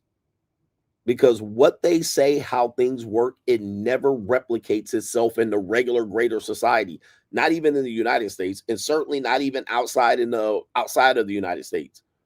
Whatever they tell you to do, it never is replicated on the outside world. Am I not lying? It is completely like, what world do you fucking live in where you see people hopping a person, cold approaching them and begging for numbers and be like, "Yeah, baby," I'm like, all day. Where? Because when I go to civilized societies, I almost never see it. Fucking mosquito. I never see it. Like, go to anywhere. Where do you see people just going for person to person, hopping around? Yo, baby, you know what I'm saying? Where? All right, where? I don't see it. Not even on the subway. When I see on the subway, niggas is just sitting there. Not even on the city fucking bus. Not even on the city bus. All right, here we go right here. It's crazy. But they'll convince you that clubs, again, clubs, bars, that's obviously where you would do it. But go to any outside of that, bars and clubs, it don't happen. Not at the rate that they say it happens. Atlanta, Holla Monsters, Atlanta. Anyway, what are we doing here? Oh, we got supporters. That's what we were doing. Do we have supporters supporting the show, or do I have to turn this shit off? It's midnight. I'm going to just fucking go to sleep. Fuck that. All right, nobody contributing. Turn the stream off. Here we go right here. I'm gonna just leave if there ain't nobody. Oh, okay, nobody contributing. That's the end of the fucking show. We're not even gonna get to the main event. Shout out to our brother Black Man in the Suburbs says, when you realize all the men in your family are simps, ain't nothing you can do but shake your head and keep it pushing. What's wrong with the Southern coach, the Southern men? Okay. What's wrong with the South? You guys know my opinion of Southern men, okay? Especially Southern black men, but Southern men are goofy. Okay. All right. Southern men are goofy as fuck, man. All right. The South, and I lived in the South. I got family from the South. Southern men are inbreds. I don't know what this, you know, your grandmama had 15 kids, ass nigga. You know, your mama was a hell raiser. She used to beat y'all with an extension cord and shit like this. Okay. And y'all scared of y'all mama. Niggas in the South, your mamas and your grandmamas used to be scared of the Ku Klux Klan. Sundown towns. You better get in there, boy. Hush. Hush your mouth. You better run up in this house. Out here running around these streets when these goddamn Ku Klux Klan could come out right now. All right. Get on in this house, boy. And don't be out here running that TV when there's a whole goddamn lightning storm out here. That lightning and the thunder being out in here gonna cut our light off. All right. But yeah, the biggest simps be out there in the South. The biggest simps be out there in the South. You know, because they conflicted whether they want to be free or whether they want to be church slaves. They, you know, that church thing's conflicting them. The church thing, the church morality, if you will, conflicts them. They don't know what to do. And, you know, these people's lives will be absolutely in the dirt. All right. But then when it comes to the Lord,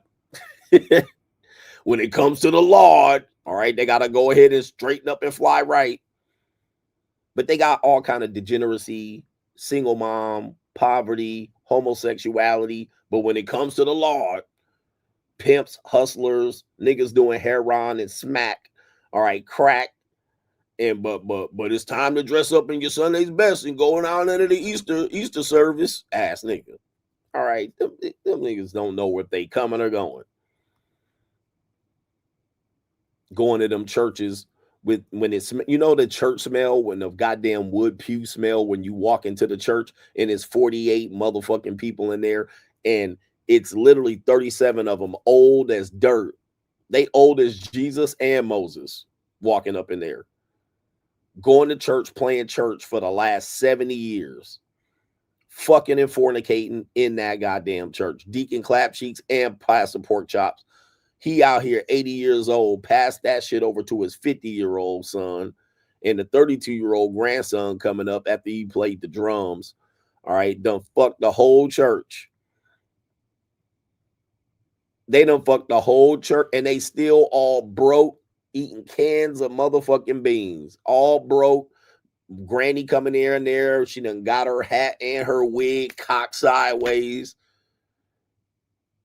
And they in there praying, gossiping, and spreading rumors and fucking on each other and cheating. Okay, tell me I ain't lying.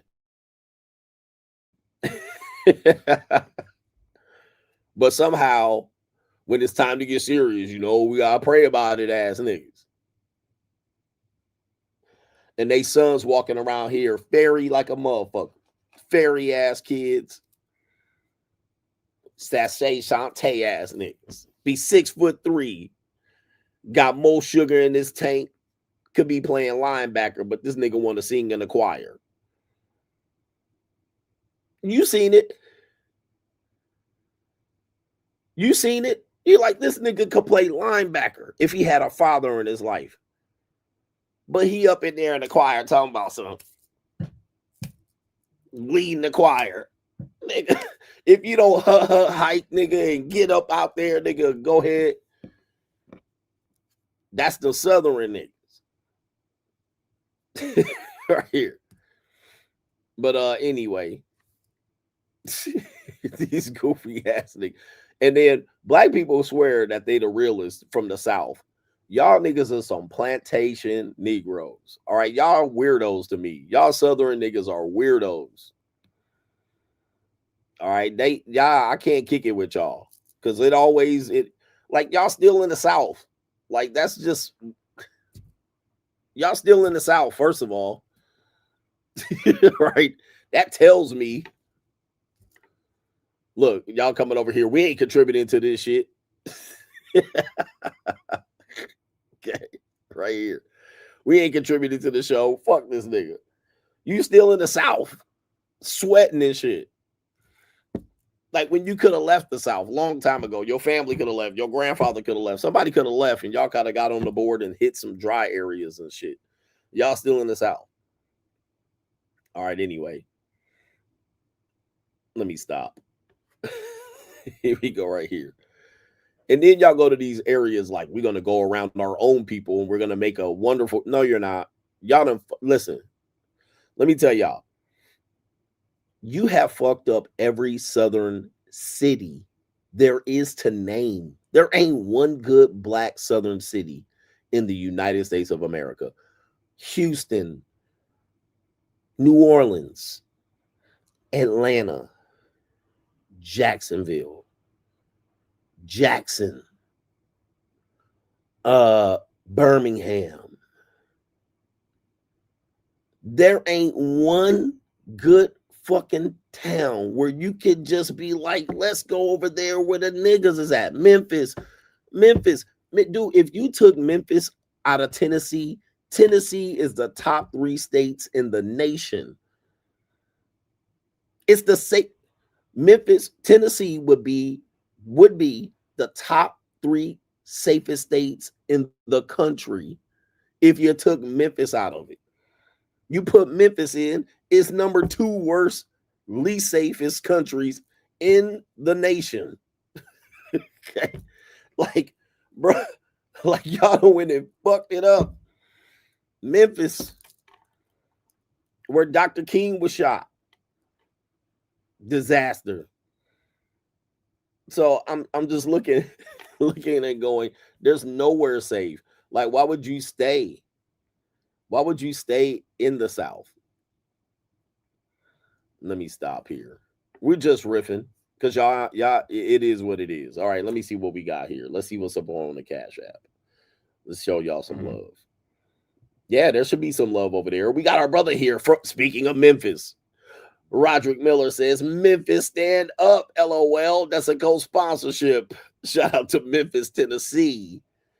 And I've been to all these places, man. Memphis, whew, Little Rock. Anyway, shout out to our brother. It is. Ibby says, Coach, I posted the snippet of you on the Diddy documentary on Locals. It might not be visible as a message pops up saying moderator has to approve the post. Okay, so let me see here. All right, we'll do it live. We gonna do it live to see if, in fact, I was on the Diddy documentary. Pause. Okay, here we go right here. You're featured briefly on a Diddy documentary. Okay, hold up. How is this? Oh, I see. Huh. So he's saying this was on the Diddy documentary. Cassie takes no accountability. So how brief is it? Is it if I blink, I will miss it? Okay. Shout out to the Coach gang. I'm about to pull up the Diddy documentary. 50 Cent put out a Diddy documentary. Apparently, is this true? I'm on it. All right. Hey, Notorious one. Hollywood. Hollywood. Actually, I was featured in an article about that. A newspaper article featured me in there saying that there were some men taking shots at the Cassie did. Okay, Hollywood CGA right there. Cassie takes no accountability. Wow, look at that right there in the Desert Storm bunker. All right, I told you Hollywood CGA is going to take over Hollywood. Okay, I'm going to have to check that out. Is 50 Cent Coach gang? 50 Cent? All right. Shout out to 50 Cent being Coach Gang affiliated. All right. Here we go right here. All right. I'm going to have to pull that up. Shout out to Ibby out here letting the Coach Gang know that he said in episode 4 of the Diddy documentary. It might be a short clip, but he paused, and he's on there. Shout out to you. I'm on there. Somebody said, what about Texas and Florida? Yeah, Houston, Miami. Okay, Miami's shitty. Miami Gardens. Miami Gardens was so shitty. They literally had to rename a shitty area Miami Gardens. Am I not tripping? To make it sound not shitty. But it was a shitty area. It was an area nobody. What was Miami Gardens known as before Miami Gardens? Yeah, Carroll City. See? It was a shitty nigga area. And it was like, you know, I have to rename this shit. I mean, people they rename cities all the time. But all right, shout out to everybody in Carroll City. But yeah, they had to rename it. That was like, it's just known for too many niggas. All right, we just gonna have to rename it Miami Gardens. All right, anyway. Yeah, Baltimore, another place. The Pork and Bean Project. Shout out to our brother here. All right, anyway, let's get back to that. Shout out to our brother Ibby in here letting us know. I'm going to have to pull that up. All right, I don't know. Where do I find the Diddy documentary? Where do I find it? Somebody have to let us know. We do have a couple of the brothers here. SK, since y'all supporting, he says they pay. Oh, the psyops. They psyops the quarter zips, turned it into straight up ninja shit. Yes, they did. Now it's clown shit. So you really can't trust it. They're just clowning now. All right. And then now they're going to make it now that the guys don't want to wear quarter zips. Yep, you're right. Shout out to Cali West says, I was that dude who would go to the mall in the club and get them hoes. He says, ask me how much money I made wasting time, and also ask me where all them hoes at now. Boss up 2026 or die trying. Okay, that's all my thing. Like, yeah, like again, you're gonna get some girls here and there. And back in the 90s, we had to do that. I'm not anti-cold approach when you have to do it. Today, women just have too much. They have too much leverage and stank to be out here cold approaching them. In my opinion, Free Agent Jay says, I'm a Southern black man. And yes, it's true. A lot of people in my family are simps. But when I refuse to be one, they shame just like the women do. Plantation Negroes. All right. They will act like them West Coast niggas are different, man. Plantation Negroes. All right. You cannot trust them. You cannot trust them. You're with a black Southern guy and you tell them something. Them niggas gossip just like women. They behave just like women. There's a couple of content creators that came from Atlanta, Southern niggas. I can't trust them. They gossip just like bitches. They act like women. All right, because when they get together with their family, they got a bunch of aunts and a bunch of hussy ass cousins and sisters. They like women. They whole facade, the way they act, the way they talk, the way they carry on, they're just like women. You can't trust them. They move and shake just like women shake. Right? And who thinks I'm lying? Yep, they grimy, they untrustworthy, they two-faced it. All right, Southern black dudes. Southern black dudes. And them niggas got waist of height and waist of fucking like you come descendants from big niggas and you can't dunk a ball. Right here. You can't block, nigga. You can't block nothing. You can't get to the quarterback. But sucker ass niggas. Suckers. They some suckers. A man named G says, is there any meaning when a woman gives a man a nickname? Well, you have to be specific. What type of nickname? That could be if she wants to, show you that there's a term of endearment that she has only for you. Not sure. And then one more. Initial DL says, what's up, coach? He says, I hope you're enjoying. Hold on. Fucking mosquito. I hope you're enjoying your vacation. I definitely know what you're talking about in reference to getting out of your hometown and traveling. I joined the Army at 18 just to do that. It opened my eyes and expanded my horizons, says, hoping to do more now as a civilian. Shout out to you. Men must travel. Men must travel. They'll also say you shouldn't travel, but expand your horizons. This has been a part of the free agent lifestyle forever. Last one, Lucas says, shout out to you. I live in Southern Europe. Got plans on making it to becoming a free agent, providing a blue collar service to the rich and affluent. Words can't describe how much you've helped me understand relationship dynamics and the focus on what actually matters. My meat, pause, but my money, energy, attention, and time. Shout out to you, man. And shout out to you in the Southern Europe. We call it Southern. All right, shout out to you in Southern Europe. Making it happen, even the blue collar way. Blue collar men can make it happen. All right, let's go back to this part of the show. All right, we got part of the show here. We have It's an Evil World We Live In. How long am I going to do this? All right, we're at the 2-hour mark. We'll do how many videos here? One. Okay, here we go right here.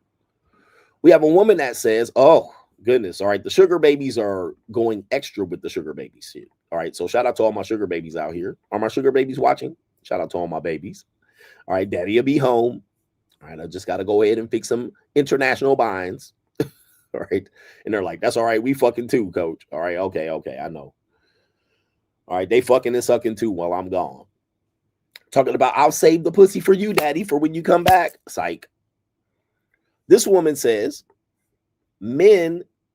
she's upset that when after a man spends money on her and takes care of everything, even made sure her friends were taken care of and when they were going out, she wants the guy to just send the money and leave her alone. All right, so let's see what this woman's saying right here. Check this out. We have a sugar baby or a woman that has some sort of mutually beneficial relationship. She has access to a man that gives money.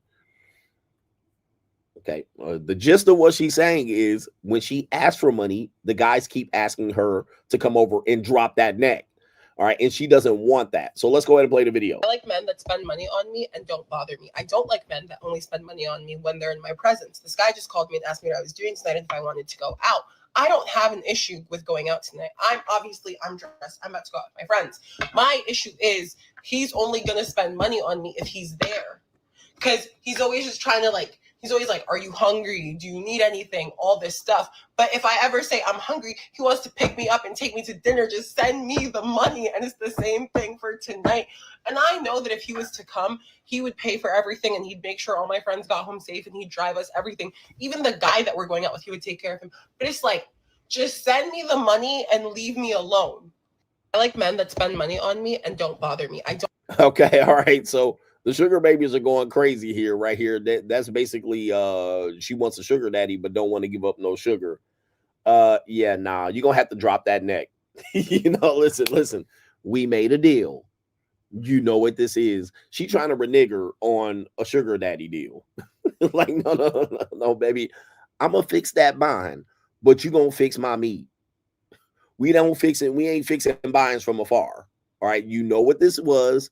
You were doing it initially, but now you mad because you be like, hey, daddy, can you send me $300? Of course I can.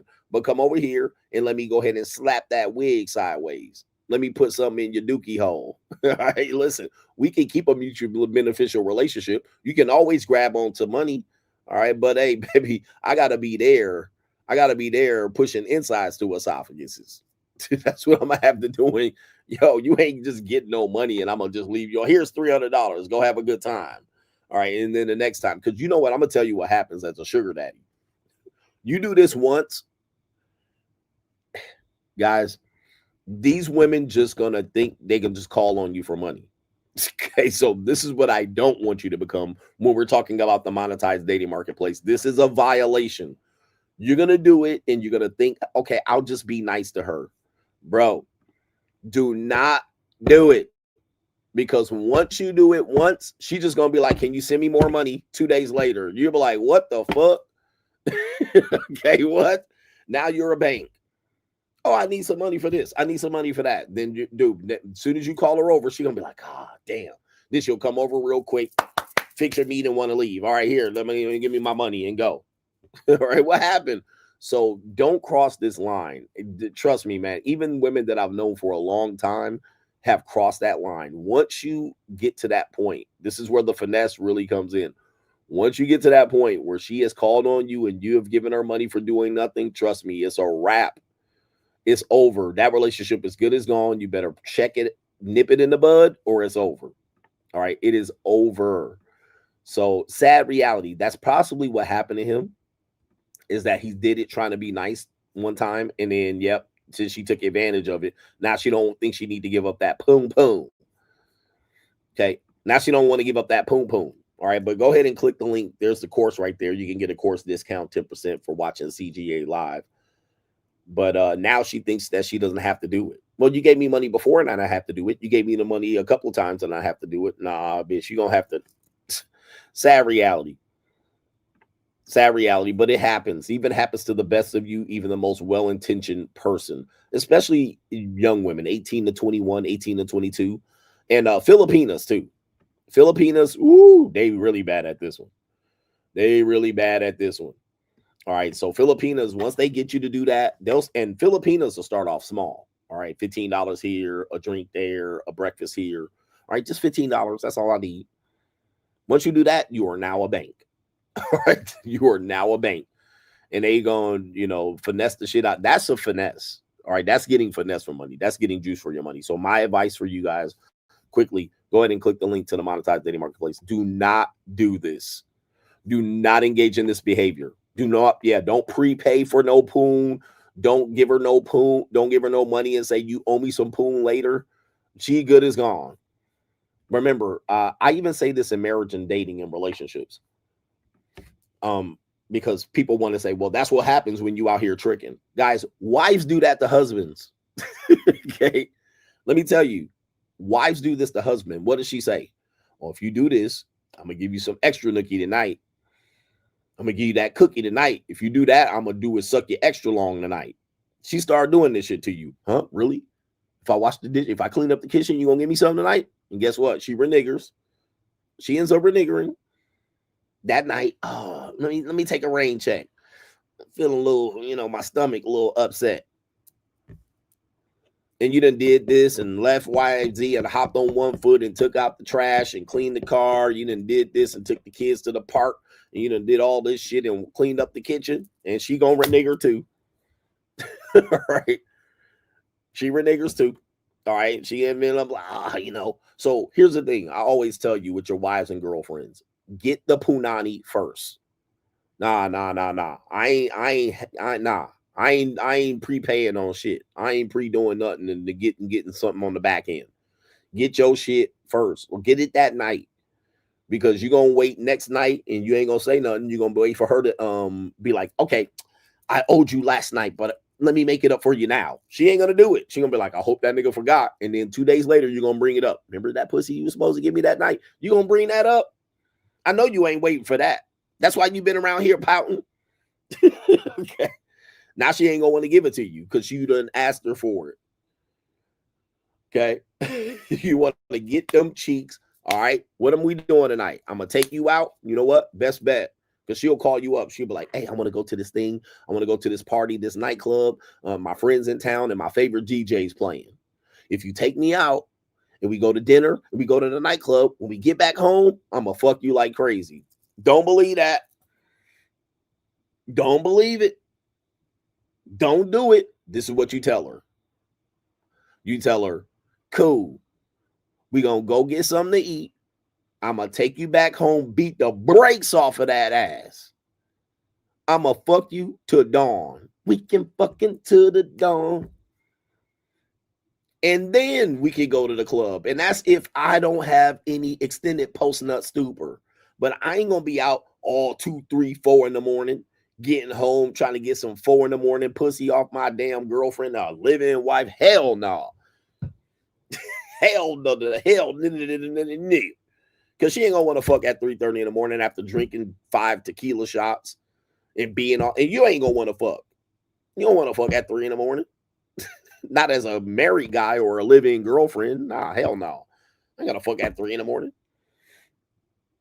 All right. So the thing is, guys want to always be like, well, that's what happens when you tricking. Guys, regular people do this. This happens in the same thing she's saying regular women do. It just don't have nothing to do with money particularly. It has to do with something that you need to do. Can you take out the trash? Can you clean out the garage? Can you help the kids? Can you do some chore play? And then she's going to be like, just do it for me and then don't expect nothing from it back. All right, yeah, no, okay. Are you only doing it because you're getting something from it? This is crazy. Do me a favor, smash that like button. We got 1,600 people watching this great show.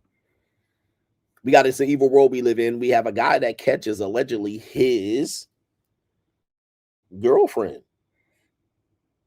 All right, his girlfriend or wife cheating with the police officer. Okay, let's take a look at the video right here. It's the evil world we live in. She's not yours. She's ours. The Y is silent. Catching this nasty B cheating at 1 a.m. with this cop. My name's on it. Because this is my home, I pay the bills, the mortgage in my name. I'm just trying to figure out why when I pull in at 1 o'clock in the morning that there's a police officer at my house. Officer, what's your name and badge number, sir? Name and badge number, sir? No, what are you doing? Name and badge number, sir? Case. Case. Badge number? 6596. That's it? Yeah. All right, thank you, sir. Yeah. Why were you dispatched out here tonight? I wasn't dispatched. Why was you called out here tonight? Please come over. One more time, what's your name and badge number? Case order. And you're putting on your uniform and everything? What? Yeah, y'all just got them fucking. You're disgusting. My son's in here sleeping, and Disgusting, bro. Vanessa, I'm filing a lawsuit, and you know I got. All right, so let's take a look. Let me stop it right here. First of all, we got a whole muskrat. Okay, this is what I keep warning you about, because women will be like, if you get with always going with these slurs and these women dress skankily, this is a whole muskrat. This is a 4.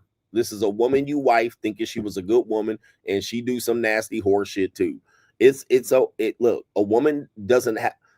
She can be dressed modestly. She can be a straight whore. Okay, she can be ugly whore too. She can be hot, attractive whore too. Okay, this woman ain't showered in a couple of days. I know this type of white woman. All right, this the type of white woman that don't use no soap, no rag, none. No soap, no rag. She just shampoos her hair and let the motherfucking shampoo wash her body. She ain't seen a rag. She ain't seen a goddamn rag. She ain't seen a rag wash her body in a motherfucking year. All right, she ain't hit a bathtub in a year. This type of woman. All right, I know this type of white woman. I know my white women. All right, she ain't seen a bathtub in a year. Okay, and she out there with that smelly cooter, throwing it around the police ranks. And he in there fixing his belt, putting on socks and shit, getting railed. And then she gaslighting him. You're crazy. You're insane. Look at this. Look at this slop-a-lop. All right. Look at this. Look at this, bro. All right. My woman wouldn't cheat on me. I'm going to get her a regular woman so she don't cheat on me, ass niggas. Okay. Yep. Okay. Got the money, baby girl. My son's in here sleeping right now. And there's an officer that just got that. Hey, so what's the time, officer? Can you tell me the time right now? Dude, she asked me to come over, bro. Officer, can you see the time on your wrist and tell me what the time is right now? And I can't tell You are a servant. Yeah. I pay my taxes. Yeah. Can you tell me what the time is right now? And you're putting on your body cam that you took off to fuck my old lady. I didn't have sex with her, man. Is there a body cam that's been put? Well, he said I didn't have sex with her. She sucked him off. That's for sure. He out of breath. She sucked him off though. Ron, look how sweaty his face is. Look at him and look at that crustache. All right, he looking like a gerbil. All right, look at his crustache. He out of breath, sweating and shit. Look at his mustache. That Larry Bird shit. All right, goodness gracious. I didn't have sex with her. She sucked you off though. I know she did that. She looked like the type that'll suck a police officer off for a ticket. Has there been a body cam that's been put on since you've been here? No. Vanessa, on my son. You're crazy, dumb, baby bro. girl. You're crazy. All right, so she did it. She did it.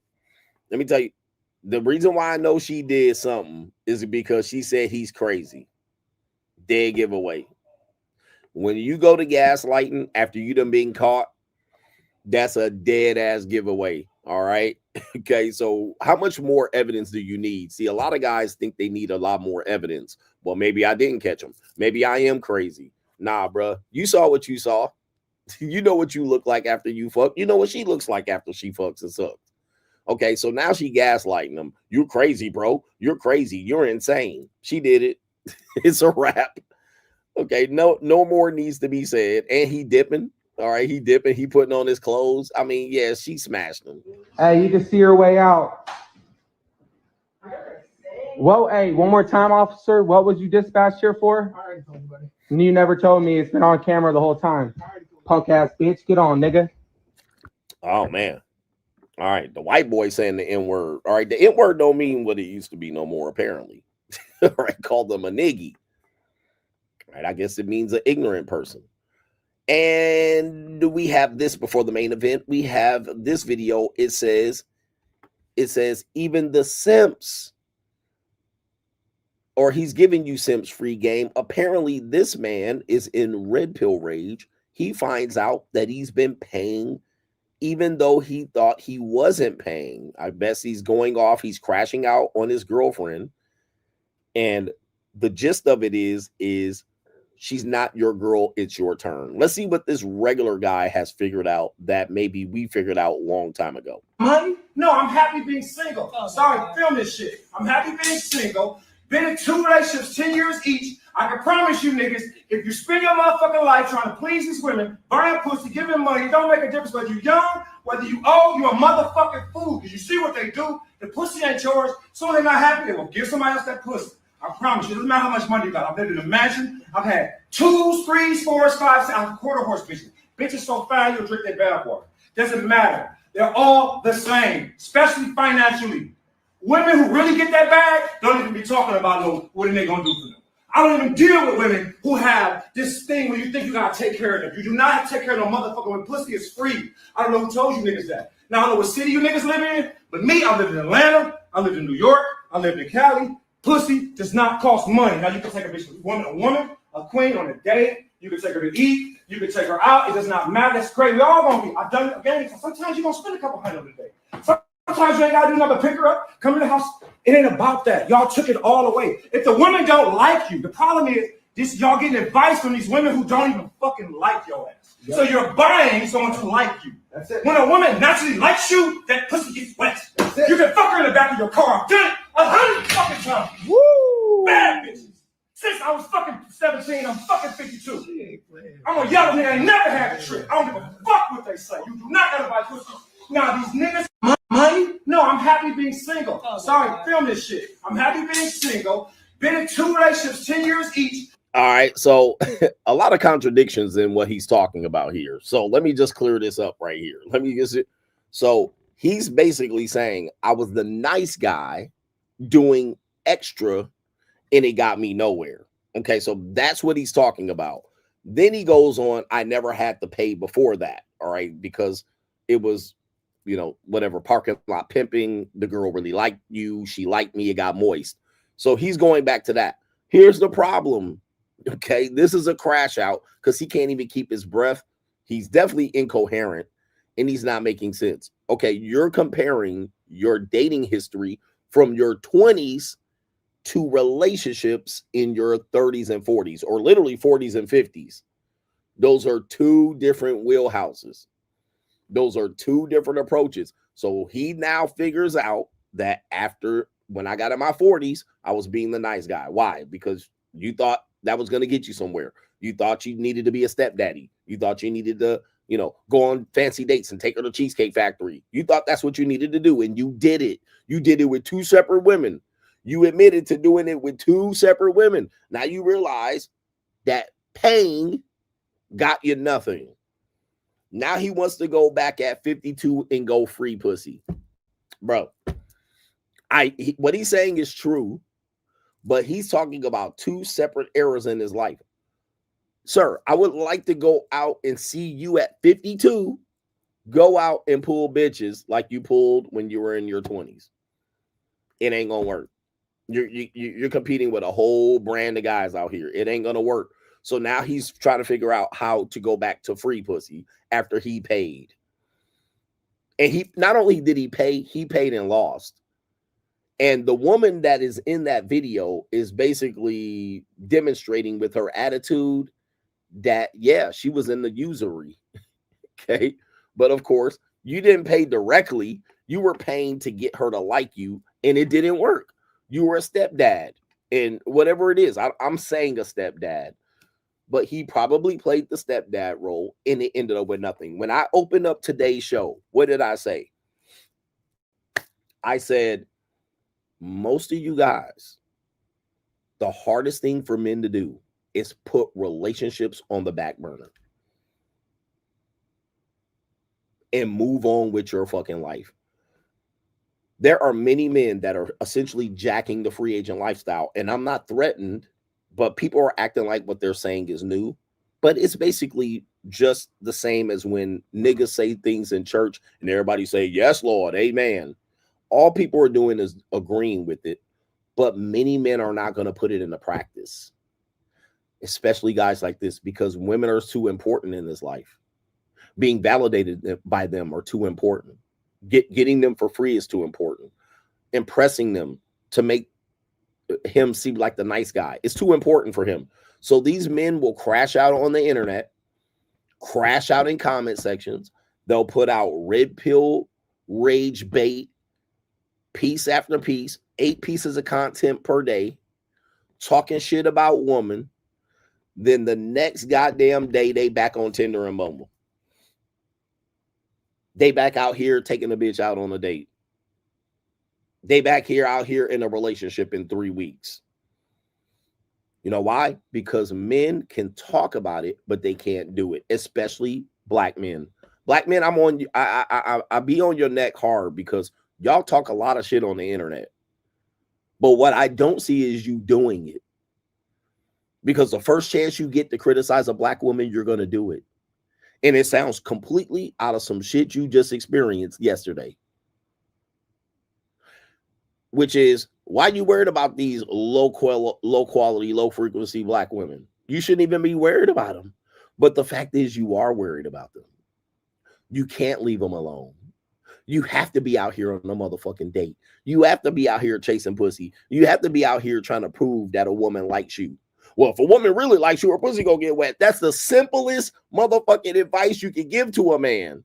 But for some reason, that's the overriding advice. Not to mention, the community itself has the lowest frequency conversations. I can't even have these conversations. Who pays for a date? Or what happens if a man is supposed to do this? Do women lead? Do men lead? Do women follow? Women submit? This is the lowest level shit that you can even participate in. I can't even put out content related to this. This is so low to me. All right. I'm trying to even go and think about higher than this. Okay. But you guys can't leave it alone. You can't leave it alone for 3 months, 6 months, a year to get your life together. You can talk about it on the internet. How many niggas do I see making a video? Oh, yeah. Guys, if you get your life together in 6 months, take 6 months off of dating. I've been saying that for years. And I literally did it, and look at where I am. But what I see is guys not doing it. They'll talk about it, but they ain't gonna do it. They ain't gonna do the shit because it's too much. Your homeboys got to know that you got a free piece of puss off a girl because she really liked me. Let's go back and see what he's saying here, and then we'll do the main event. Okay, what he's saying isn't wrong.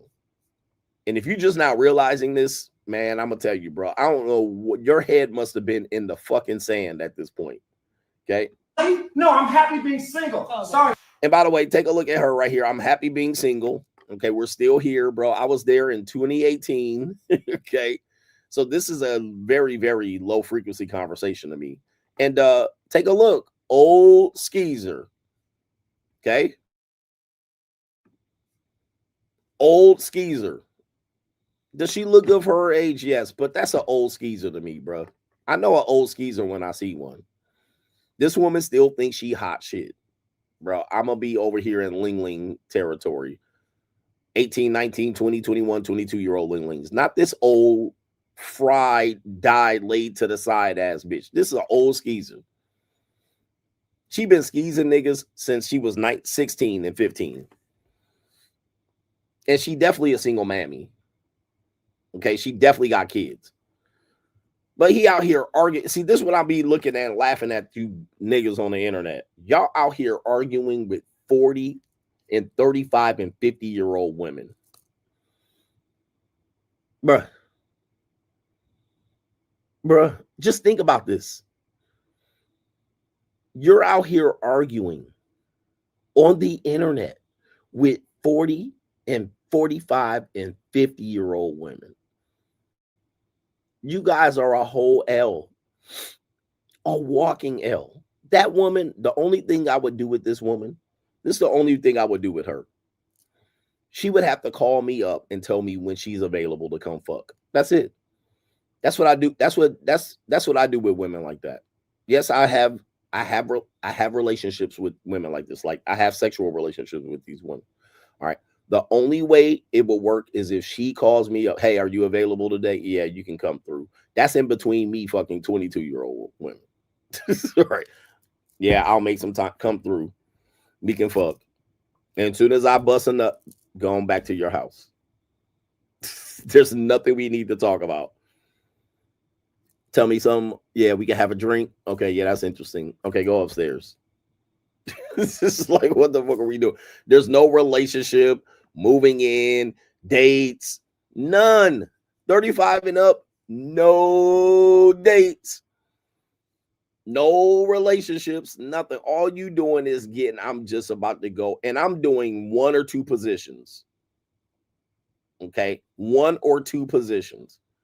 This ain't gonna be no musty marathon. I ain't gonna beat the brakes off of it. I ain't gonna go into 8 positions and shit like this. I ain't got no money on this. All right, 1 or 2 positions. I'm going right in for the 5 to 7 minute. That's it. That's all I'm getting. So, you know, dudes out here trying to make relationships out of 40 and 50-year-old women. They're undateable. They're wreckable. And he out here mad. Look at her, man. He out here mad. And y'all out here, dude, y'all, the reason why y'all mad is y'all dating women y'all have no business dating. I film this shit. I'm happy being single. Been in 2 relationships, 10 years each. I can promise you niggas, if you spend your motherfucking life trying to please these women, burn pussy, give them money, it don't make a difference whether you're young, whether you old, you're a motherfucking fool. All right, there he is right there. This is a crash out, legitimate. This is a crash out, 40, 50. Yeah, you talking about, you know, I spent 2 relationship 5 years. That tells you he wasted 10 years. Look. Look.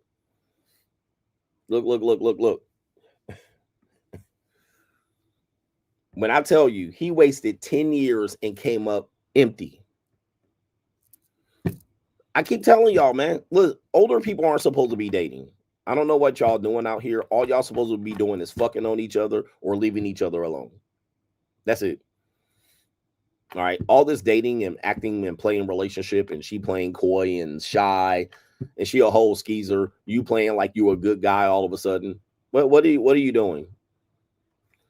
Now he's trying to figure this out. Two relationships, 5 years each over 10 years, and nothing to show for it. And not only that, look at his fucking wardrobe. I mean, I know this is not what he normally wears, but what does he got on? Some gray sweats and a fucking Hanes t-shirt right out the fucking pack. Okay. This is what your grandfather and great grandfather used to wear and shit around the house with some fucking slacks and black socks. This nigga got a Hanes shirt right out the goddamn pack. All right. And not the V-neck version of the motherfucking, the crew neck. Is this the V-neck Hanes? Not the V-neck Hanes. All right. And is that a stripper pole behind you? I mean, this is all bad. Whose stripper pole is this? Probably this skeezer he's fucking with. She got, okay, a red flag is she got a stripper pole at her house. Skeezer. I just do it for recreation and exercise. Okay. See what they do? The pussy ain't your. They're not happy. They will give somebody else that pussy. I promise you. It doesn't matter how much money you got. I've lived in a mansion. I've had 2s, 3s, 4s, 5s. I'm a quarter horse business. All right. So again, this is another guy again. I mean, again, this is going to be one thing that's contradictory because he said he's had women in her past when they like you, they gave up the pussy. That's what he said. They gave up the poon.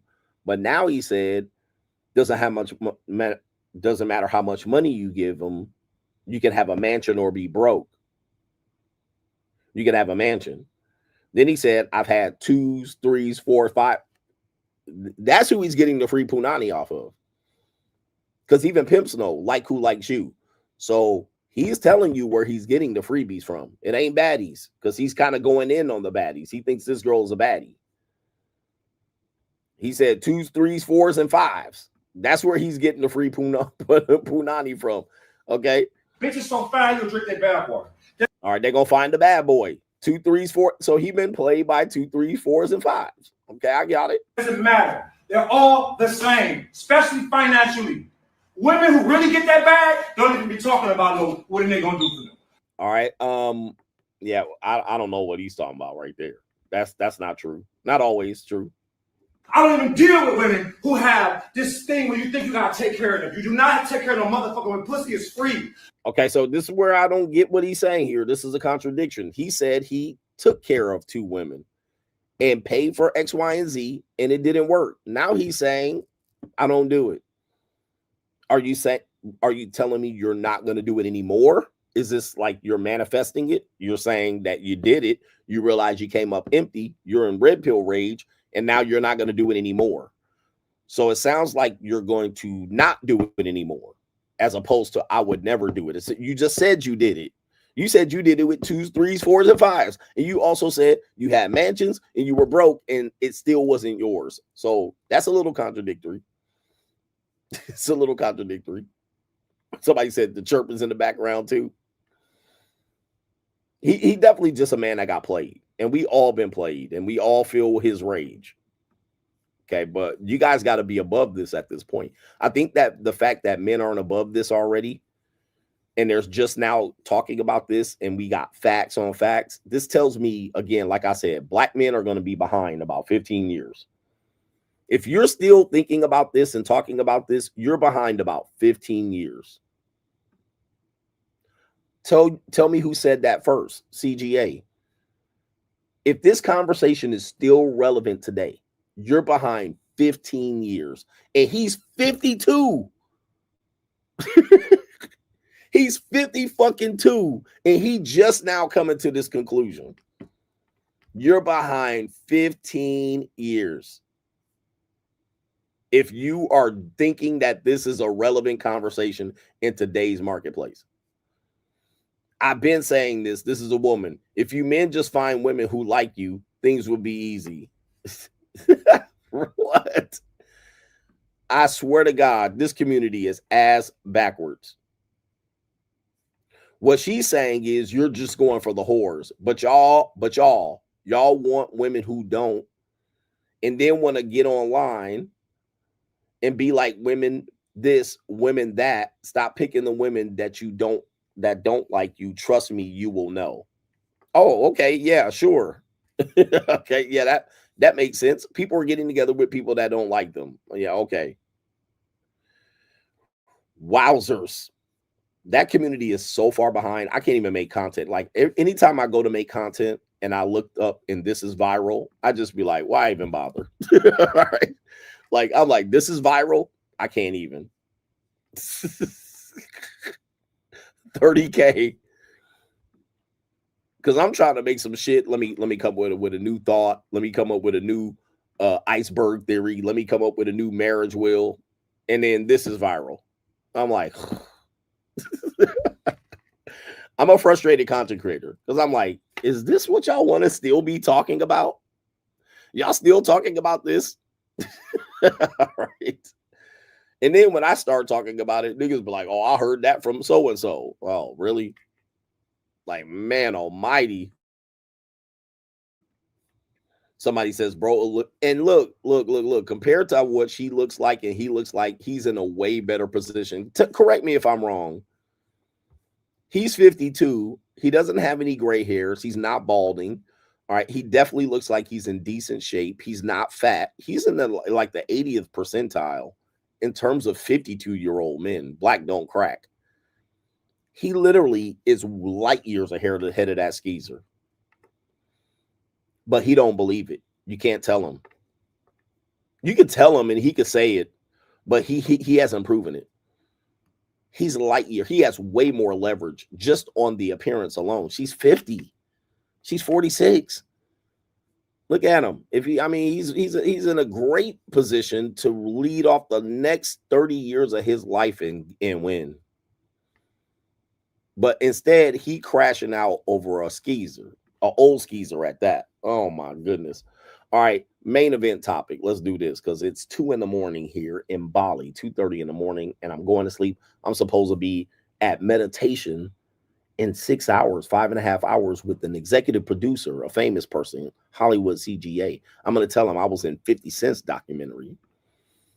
But we got this, man. And sorry, shout out to the people who watch my show and you see me take a video like that and you want me to reply with it low frequency, right? Yeah, facts. These bitches ain't shit. Like, you guys want me to reply to that like that. And I figure, why? If you're watching me hoping that I reply to that type of video saying something like facts, he preaching. If that's what you think I'm gonna do, you dead fucking wrong. You dead ass wrong. I'm way more complex than that. I'm not just gonna motherfucking jump on there and let a nigga rage and me jump up there. Man, he preaching. All right. All right. That shit is low level content to me. It's low frequency. It's incoherent. It's all over the place. It's mixed directed. He's 52. He a loser. Let's just get it straight.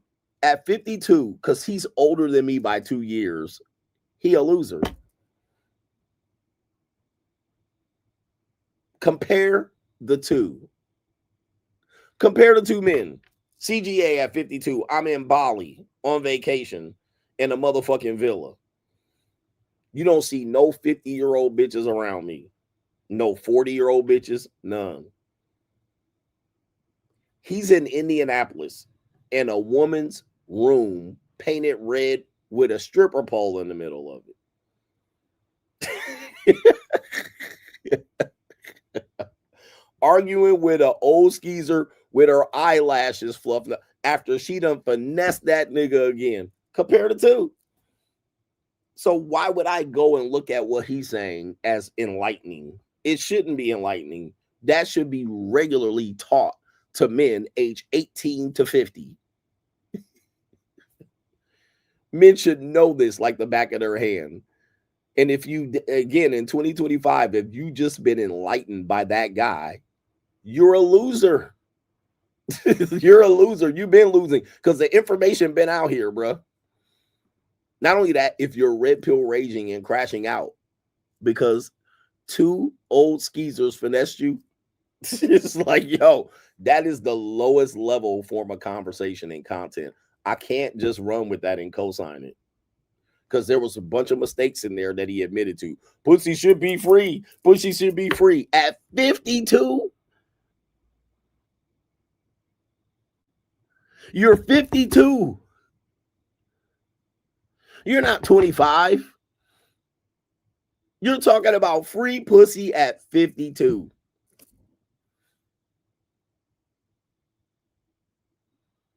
That tells me a lot about where niggas is at, bro. 52. Pussy should be free.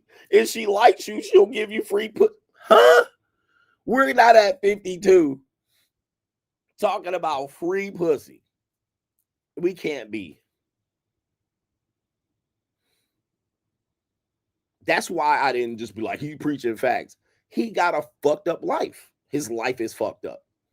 His life is fucked up. Let's just agree on that. Can we agree on that? We can agree that he was right about half of that video. But can we agree that he's in a fucked up position as a man at 52? Can we agree to that? We have to agree to that. He's in a fucked up leverage position in the dating relationship marketplace. And we all fuck up. But he's 52. He just said, I just wasted 10 years with 2 other women and got nothing to show for it. Wake the fuck up. Wake up. And he ain't showing no signs of actually enlightening themselves to change the situation. Man, a fucking bit. Man, oh my goodness. All right, main event. it says right here, wait a minute. There's no, wait, hold on for a second. That's not the main event. Oh, okay. Well, we'll just keep it at this one. All right, fuck it. Let me see here. She's not yours. The why is silent. She's ours. What is going on here? Okay, there it is right there. Okay, here we go right here. We got the main event. There's a woman, and she goes by the name of, bear with me, I don't know who these people are. I just learned about it based on the story. Okay, based on the story. Her name is Masika Kalysha. All right. Like, what do you want me to do with this information? Okay, Masika, I might be saying it wrong, or it might be Masika. Masika Kalysha. Kalysha. I don't know. But there she is right there. This is the woman that we're going to talk about here. She is apparently an actress and a woman that has participated on the show Love and Hip Hop. I believe that's what it is. Or Ballers or Basketball Wives. One of these women shows right here. All right. So here she is right here with her husband, or who was her husband right here. He recently died 2 or 3 weeks ago. Okay, in a car accident. We're going to review who he is right here. You can see the lovely couple here and her I don't know, those don't look real. I can't really tell what's going on there. Apparently that man's name is Jamar Champ. He died in a fatal car accident on October 28th, 2025. Rest in peace. This is in Houston, Texas, when a vehicle traveling the wrong way on the Katy freeway collided with his Tesla Cybertruck. Man, just when shit's going well for you. The car also involved an 18. Okay, the crash also involved an 18-wheeler and resulted in the death of the wrong way driver while Champ was transported to the hospital, where he later succumbed to his injuries. He was 38 years old. Rest in peace to him, and known for his work as an entrepreneur and as the husband of reality TV star Masika Kalysha. Okay, rest in peace there, right there. That is tragic. Yeah, that's not good. Okay, rest in peace. Nobody deserves to go out like that. 38, your life's going well for you. Just starting in life. You have a beautiful wife and a family, and gone. Wrong way driver, idiot. Okay, well, why is that important? So that happened October 25th. And yeah, let me see if we can pull this up.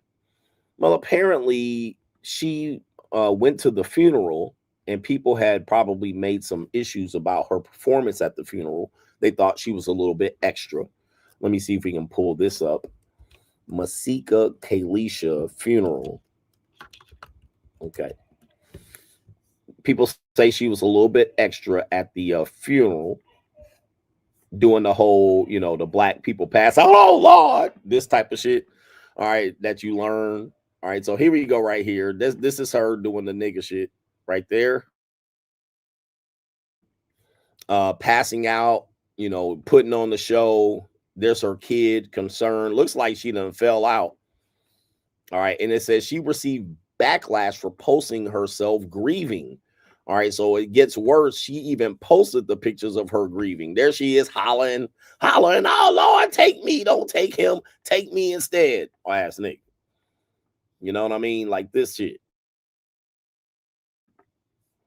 And you know, if she don't have her situation straight, yeah, she kind of soft. And who is the guy that she's with here? I don't know who the guy she's with, but what's going on with these raptor claws? There's a lot of shit going on here.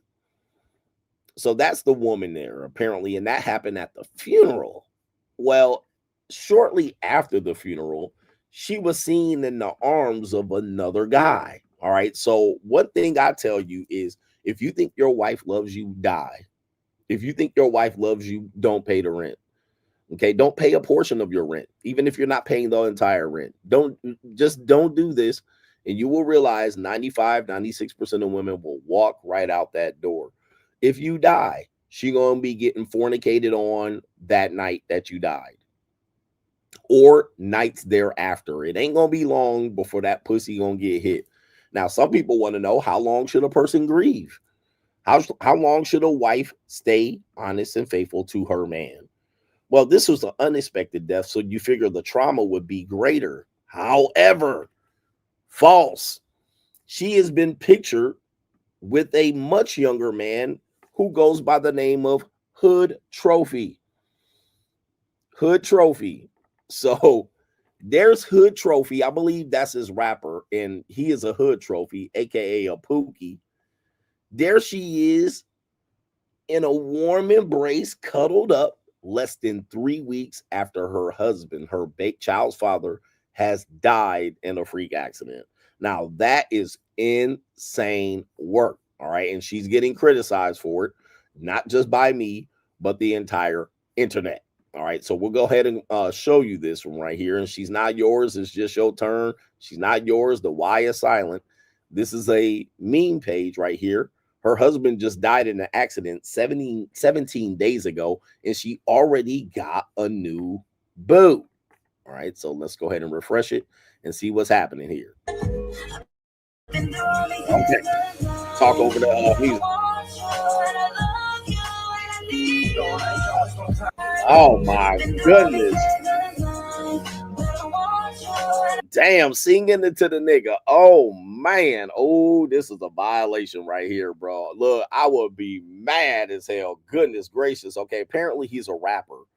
And this is her right here, right there. This is her right there. Okay. With the mascara and shit getting wiped off right there after her husband and died. She pulled the Erica Kirk. She pulled the Erica Kirk. Okay, there she is hollering, passing out at the funeral. The nigga ain't even stiff yet. He ain't even cold yet. The maggots ain't even touching the goddamn casket yet.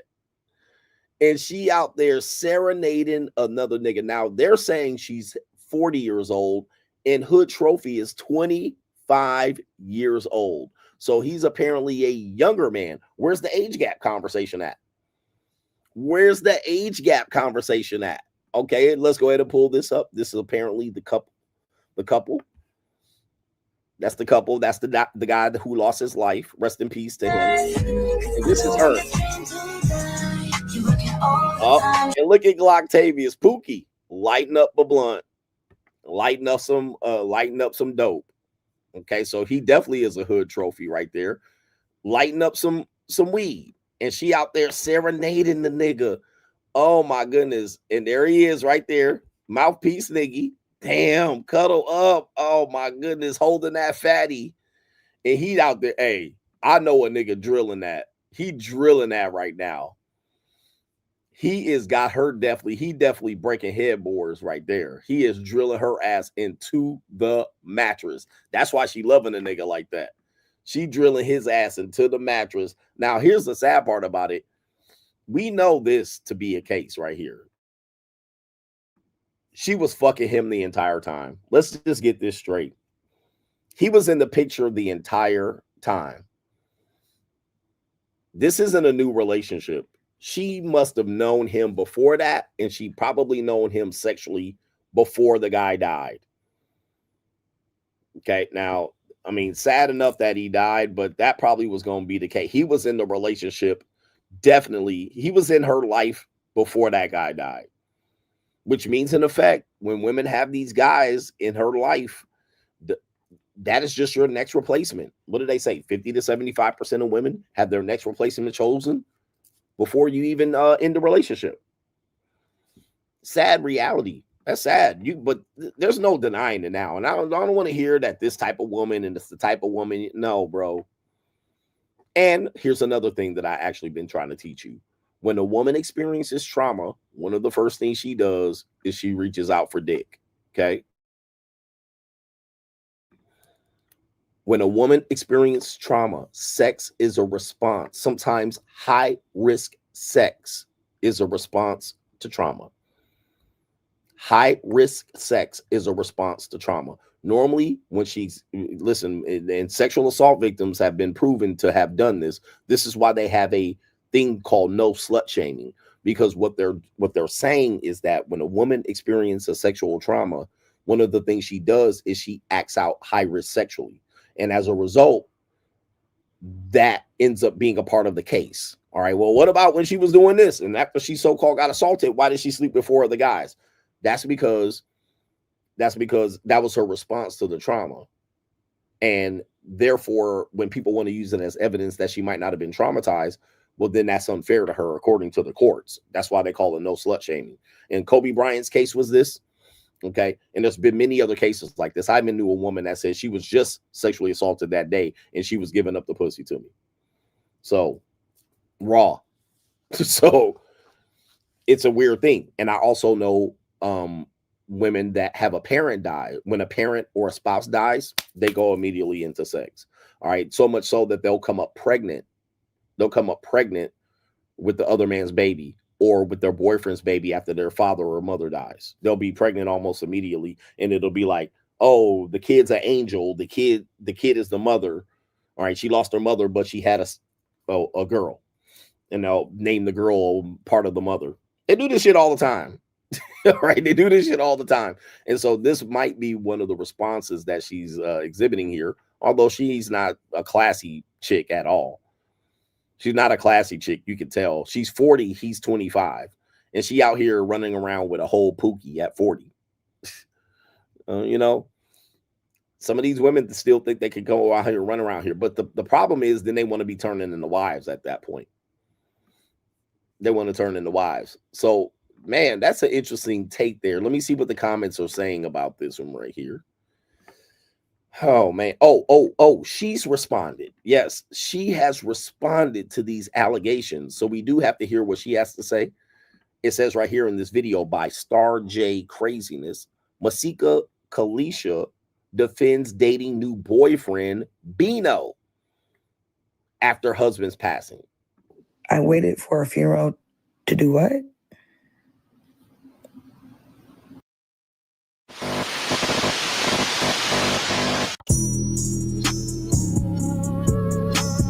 Shout out to Star. Anyway, yes. Fair use. I talk to my mother-in-law all the time. Who moved on fast? 2 years is too fast? 2 years is too fast? It's so many things that I'm just not going to say out of respect for Jamar. So I'm not going to do it. Girl, you waited for that funeral to happen so you can be with that boy proudly. Let's unpack this. So I was in a public, well, it wasn't a public relationship, but I was in a relationship that went public at the end of 23 when I was separated. And I've been separated for 2 years. Okay. All right. I might be confused about this, but it sounds like what she's saying was she was separate. Oh, okay. She's using the separated excuse. Aha. That don't match up. It's because why you at the funeral hollering? Why you at the funeral hollering like that and you separated from him? Nah, I'm not going for that shit. We were separated. She lying. She is a flat out, unadulterated liar. So I waited for a funeral to do what? Like, are you okay? She lying. Are you okay? Are you cool? Or like, no? All right. So she hasn't answered the question. She's gaslighting. All right. So are you crazy? Are you stupid? Like, no. Like, what? No, you just don't. Who? Yeah, you see that? It's a lot of straggle. It's a Hong Kong Fooey straggle sniggle shit. She hasn't answered shit. Let's see what she got to say, man. This is crazy work. And then you want to ask, wait, so why was I crying? Yeah. Because we were separated? That means I wanted him. Are you okay? See? Are you okay? Are you okay? Are you stupid? Yep. Yeah. Look, that's just gaslighting. That's just gaslighting. She's not answering the question. They hit her with an honest question. Now you gaslighting them. Are you stupid? Are you okay? Okay, answer the question. You was at the funeral hollering. Okay, you said you were separated 2 years ago, but you at the funeral hollering. Why? Why you in another nigga's arms later? She ain't answered it one bit. Not one time. Because my heart is broken. Because my kids will never see their dad again. Because the person that I talk to every day, whether I'm happy or sad or mad, whether we're getting along or arguing, is no longer here. So when I thought that I would be dealing with our kids for the rest of our lives. Nah. Christmas, we celebrate. We try to celebrate together. Thanksgiving. Okay, Christmas we celebrate, but try to celebrate. Okay, which one is it? What are y'all okay? Are y'all okay? She a lion 304 too. Look at that, lion strag. And guys, I don't even know why y'all don't rent these bitches out, man. Look, these women, you can pop they pussy for a couple $100s, bro. Never make these girls your girlfriend. I know they look appealing to you and you like them. These are all 304s ecclesiastically. These girls are for rent, they for sale, they for lease, they mahi. All right, never make girls like this your wife. Okay, not even the regular girls you can watch out for. All right, but these girls are really just escorts. All right, just you can pop these girls off once or twice and you be done with it. All right, but y'all want to parade these hoes around and act like this woman likes you as a girlfriend. She don't.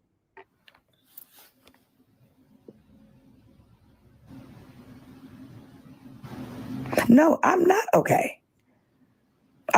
I'm far from okay. Oh, here we go. What was the dynamic before he passed? Great. We had just taken the baby to Disney for her birthday. We just took the kids to Ruth Chris for dinner. We did a family photo shoot where me and the girls were fairies. He was a damn gnome.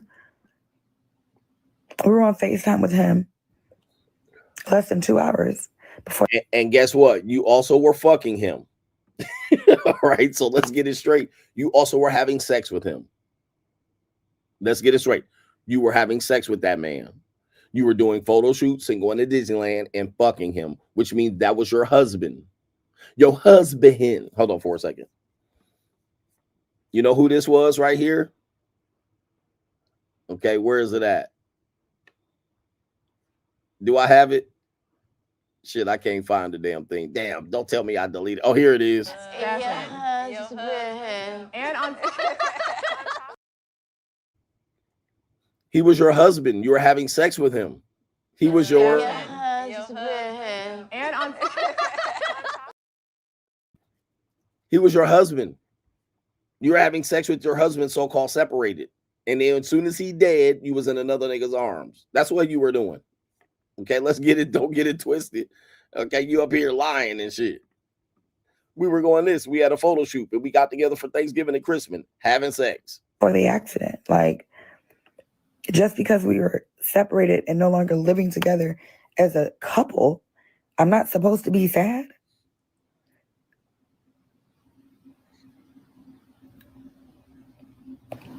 Like, this man comes to my house all the time to bring the kids, to take out the trash, to play with the kids. Like, are y'all okay? He comes to the house to do all that and also drop off money and have sex with you like a prostitute or a hooker or a sugar baby. He just be at the house taking out the trash. I think not. He also be clapping your cheeks. All right. That's what he be at the house doing. You send the kids outside and he fucks you doggy style. That's what happens. Because he's still taking care of you. So he still had access to that punani, AKA we're right on this one. All right. Don't lie to me. All right. See, these women think they can lie to me.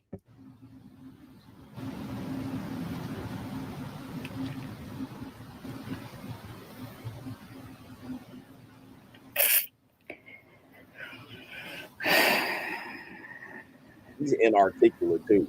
You don't got shit to say. I never acted like anything, baby. I've never acted like anything. I'm sharing memories that I know he would want to be shown. I'm not acting like a damn thing. I'm taking it day by day. And I'm going to continue to live my life. And I'm going to continue to grieve. However, I grieve from one day to the next. It can be completely different. I don't know. I did pop out with another man while he was. First, I was told that I can't grieve because we are separated. Then I was told that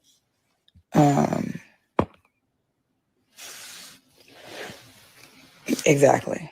Everyone knows me and my husband had been separated. That was no secret. Now, we were co-parenting, raising our daughter, both daughters. He's been very active in Kari's life since she was 9. I mean, since she's 9 now, since she was 4. I planned every single detail, everything. None of them. As far as the photographer, I don't know photographers in Houston. I asked Gayface if he could get me a photographer for the balloon release, not the funeral. Let's rewind. Let's rewind. Oh, okay. Girl called me, Ray, bring a cameraman. Get a camera. I like, cameraman? I know a lot of cameraman. Okay, so I hear my boy Monster pull up. So cameraman pull up. I'm like, yeah, maybe we want some pictures to, remember the situation, so we can always have them in our heart. I'm not thinking, like, bro, we go to the funeral. Like,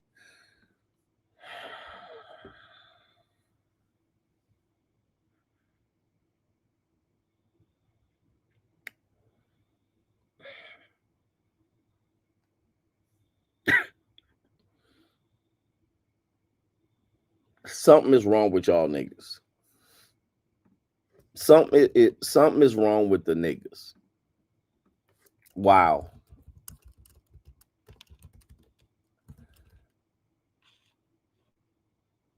Wow. That's crazy.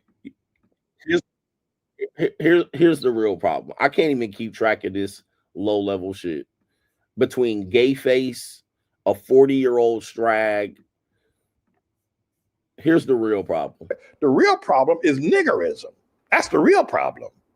And that's the problem in all ghettos. That's the problem, niggerism, where you got people who have just been, they have died in the wool, if you will, against white America, against American structure, and they have no work ethic. You can't get a job. You can build all the jobs you want. You can't make the, they're not going to do it.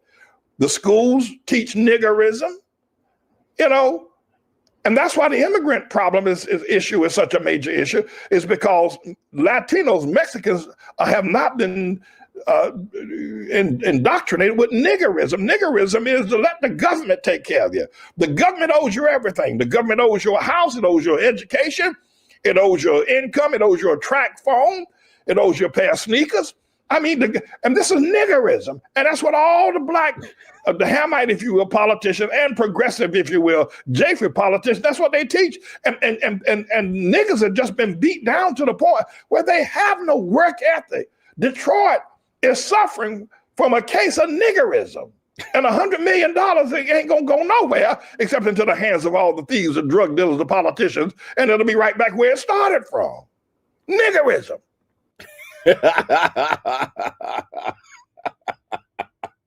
Shout out to the coach gang. Let me get to these super chats, man. I think that's the real problem. All right. When you look at it, you had Gayface, this Strag, the producer guy. All right. They got 3 kids in between them. Oh my Lord Jesus. Help us. All right. Help us, Lord. I'm supposed to defend this shit. He was right. Shout out to our brother here. It is so soon. Says about 8 years ago, he says, a bitch with cheating trauma use me as trauma healing pipe coach. So when the guys say I get it for free, a lot of these women have trauma and it's just trauma pipe. Right? Isn't that true? So when, a lot of women are just having sex with you out of trauma. So watch out for that. Shout out to our brother. It is the Ice King with the co-sponsorship. Shout out to Ice King in the building. Thank you for the support. Iggy says, here's some midnight oil to keep the free agent lifestyle stove burning bright. Shout out to the locals and the Money Mindset crew. Best edutainment on Al Gore's internet. Shout out to Iggy. And I'm going to have you present soon on the Money Mindset for some social media stuff. But the Money Mindset this past Sunday was phenomenal. We had a brother present AI to you guys, and if you're interested in AI, go check out the Money Mindset, man. Goodness gracious, the Money Mindset was incredible last week. All right, shout out to Darian, and he was showing teeth too.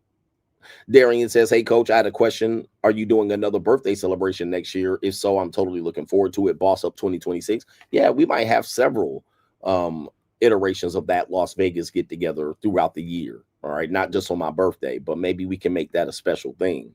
Shout out to Tronisha, says the MRA man, Paul Elam, said PUAs are misogynist because it is a way to get back at women. And I felt that because the mouthpiece ninjas have a spirit of aggression mixed with desperation. What do you think? If your personality is cool, women will naturally mouthpiece the dude. Men don't want to deny, they don't want to accept that, Tronisha. But I said that too. PUAs are misogynist. They hate women in every action. Okay, you might think I hate women. I just understand women. I already know where they're coming from. I have low expectations for what they're going to do. I don't believe that they have a moral high ground over men. Like, that's not hate for women. But PUAs hate women. They trying to get back. No, the bitches that turn me down, I'm going to get back at these bitches. And the pimps too. Pimps and players, it's all the same misogyny. In my opinion, it's all the same hate discussed for women. Right, I'm going to play these hoes like they played me, ass niggas. All right, again, doesn't mean I've never been there, but I understand where that's coming from. It's coming from hate for women. And you want to control them. You want to get back at them. You want to make them pay for all the shit that they did against you. Remember, you know, the best revenge that you can have as a man is success, not running through women to get back at another woman. That's not going to do it. And I make these bitches pay, and we gonna control them. We gonna make them pay. We gonna do. That's just you're messing up your whole life. You're bigger and better than that. Shout out to Paul Elam, the legend. Ken Rolls with the thumbs up. Shout out to you. Did you add anything other than the thumbs up? You didn't. Shout out to you. Shout out to Gary. Says it's no point arguing with any women. Yep. He says with any women, that's the master of emotions. That's why silence and walking away hits women the hardest, because that's the actions of God. When you're arguing with women, it's cute to them at first, and then they look at you like you're a sensitive crash out. Okay, because you're lowering yourself to them, and they know how to argue better than you. There's some men that know how to argue better with women. Kevin Samuels was one of them. Okay, so that's why he was so great at what he did. He know how to argue like women. Like he knew how to argue like he set up in a hair salon all his life. Right? All his life sweeping up motherfucking bitches' hairs, and he set up with his mama at a hair salon. That's why Kevin Samuels was so genius, because he would be able to cut through their argument so quickly. And that's why they then called him sassy and all of this other shit, and effeminate and gay. But men who are masculine, your power isn't arguing back. Your powers are few words. Use few words, use actions, use leverage. And with that, then the woman doesn't know what to do. She's powerless, ignoring them, not getting sassy. But I hear dudes be like, yeah, you need to put a bitch in check. You need to check a bitch. That's going to be literally the opposite of what you should do. Because if you got to do all that, that's ecclesiastical marriage at that point. The woman don't want to be doing what you're doing. By the way, negative attention and positive attention is all attention to women. So they don't care if you got negative attention. Like a woman that wants to take you to child support court all the time, that's negative attention, but she'll eat it up. She'll eat it up. Got that nigga to show up. He had to take 2 work days off. He had to come in early, and he had to drop off the kids to his mama's house, and he had to show up, and he lost his day wages. She don't give a fuck. You think she really cares about that little $350 of child support? She knows you got to hire an attorney, and you had to file a response, and you had to run down there. Tell me I ain't lying. Tell me I ain't lying. That's all. She eating that shit up. Yep, girl. I know he mad because he had to take 2 work days off. Okay. And then when you and being there mad, bitch, you got me out here taking my work days off, and I could have been out here, made a couple of days of work, and you out here, she loving that shit. She like, good. Yep, be mad, nigga. Be mad, and then you in there cussing out the judge, and the bailiff grab you by the neck, nigga. He out there choking you in the carotid. She like, good, get that nigga. But you shouldn't be out here. You shouldn't be out here keeping my kids away from you. That's all she. That's all great attention. She loving that shit. She like, yeah, they can get him. That's worth $300 in child support. Okay. But when you don't ignore the bitch, you act like it ain't bothering you. Ain't none of this shit bothering me. It ain't nothing. Ain't nothing but a chicken wing. Come in smiling. Hey, everybody. You come into the court. What's up, bailiff? How you doing? You talk shit. The judge recognize you. Hi, judge. I love it here. This is great. Good to see you guys again. I'll be back next year. All right. That's what I used to do. Okay. Yep. She gonna bring me back next year, judge. You know she gonna bring me back. But when you're arguing with them, you're losing leverage. Never argue with them, bro. Never argue. That was one of my first videos. Stop arguing with women. Damn, my phone done crashed. Okay, hold on for a second. I got some people that have contributed over here. Look at my old ass. Oh, here it is. Found it. All right, so we got let's see here. Nigga, I'm gonna need my glasses for this. Shout out to our brother here. Darian says, okay, that's already got that one, just back from Germany, and got a JUCO from Colombia. Shout out to you. Shout out to the Colombian JUCOs. And that's a co-sponsorship from Darian. All right, shout out to our brother Lavelle. Said, holy mackerel. Hold on for a second. I can't see it on my damn screen. He says, appreciate the free courses. And you don't want to come off of, you're so grateful. He says, do you have the rest of the videos from Unapologetically Masculine? What rest of what videos? All right. The rest of what videos? What videos did I not put on Unapology? I probably was, it probably was some videos, some interludes, like some videos that I had like vlogs. So I think that's what you're talking about. So you had the course, but there were some snippets that I put in between the chapters. You don't need those. All right, you don't need them. They were just snippets. But that's what I think that's what happened. All right, because if you look at the teachable course, there's some things that were added, and you asking me to add those. All right, nah. There were just some highlights from some vlogs. You don't need them. They're irrelevant. Hustle Every Day says 52 crashing. Oh, 52 years old crashing out over twat. He says you're a loser. Sorry, it's very small, and this light is blazing back at me, so I can barely read what it says. 52 crashing out on twat. You're a loser. Goodness gracious. He says, bruh, 40 with blonde hair messing with young niggas, losers. All right, for sure. For sure. 40-year-old with blonde head. Here we go right here. Somebody says, I'm on the Diddy documentary. All right, somebody's just the second person saying that. I wonder how long was I on the Diddy documentary? Yeah. I'm on the Diddy documentary. Oh, hold on for a second. Shout out to our brother here. We had a brother earlier say that I was on the Diddy documentary. All right. Yo. Shout out to Hustle Every Day says, goodness gracious. All right. I would try to read this shit, but it is bad. Shout out to Joshua Harris. He says, what's up, coach? Let's go. It's boss up season. All right. I done made it to the big time.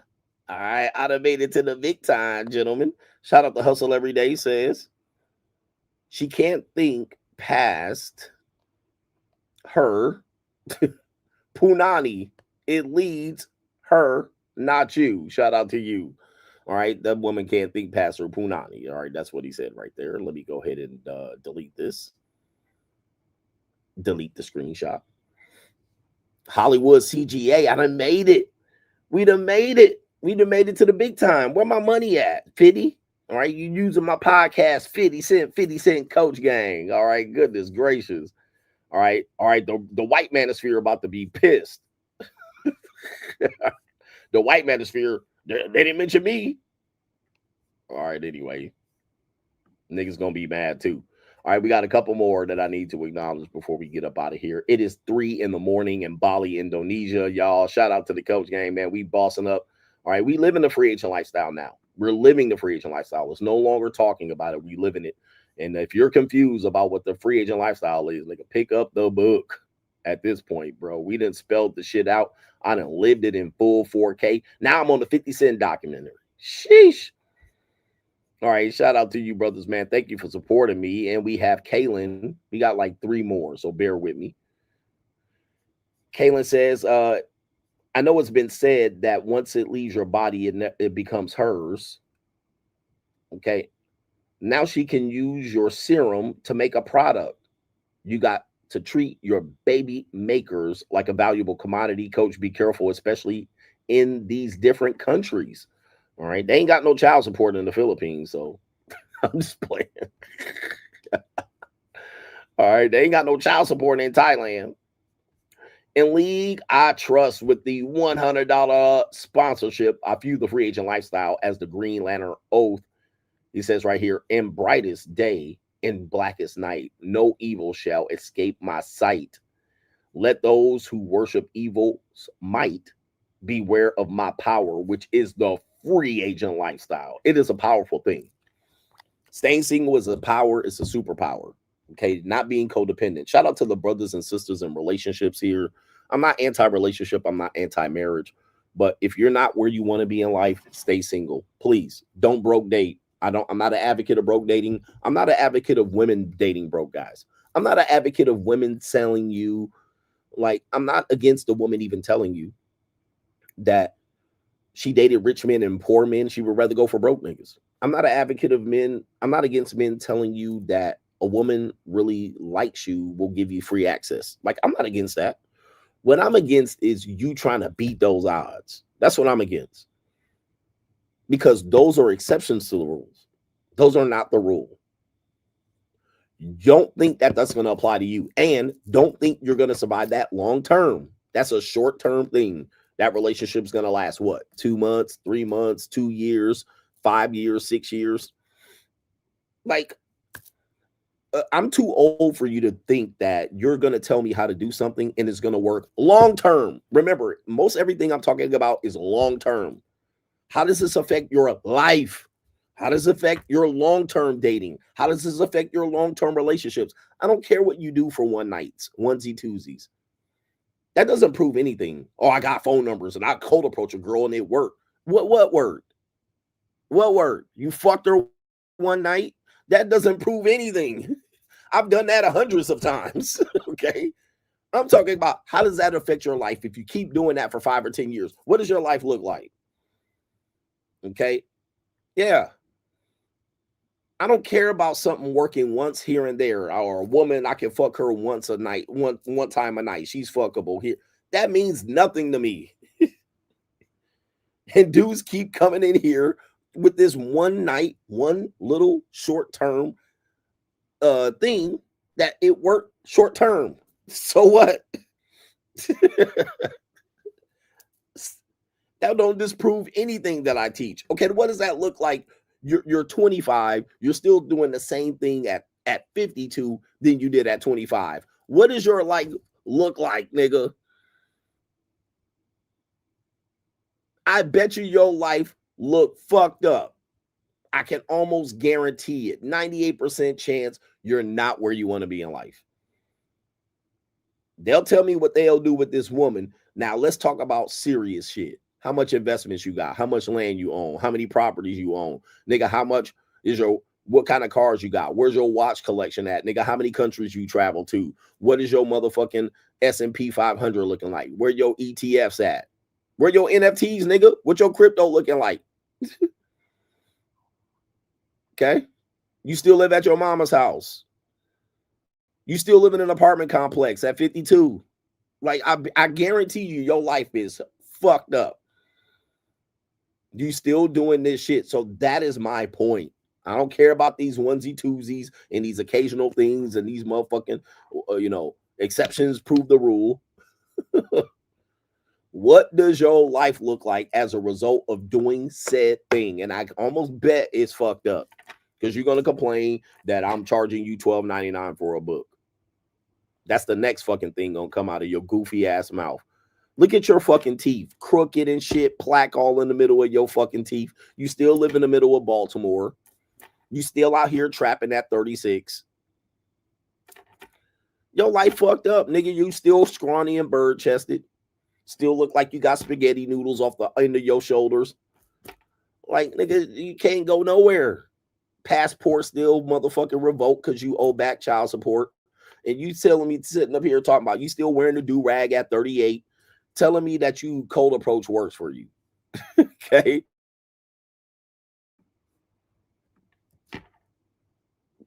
Don't own shit.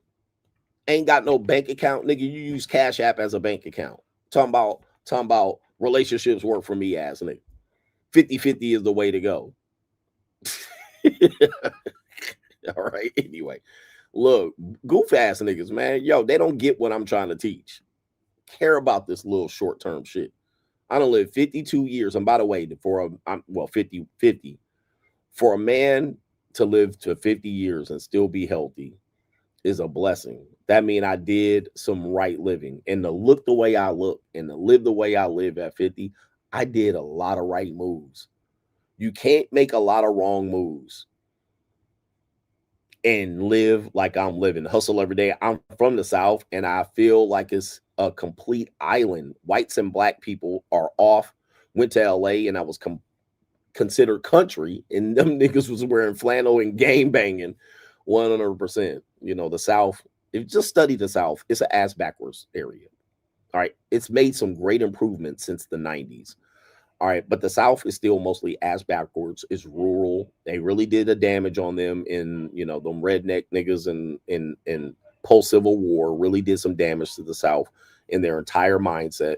The South was garbage before that.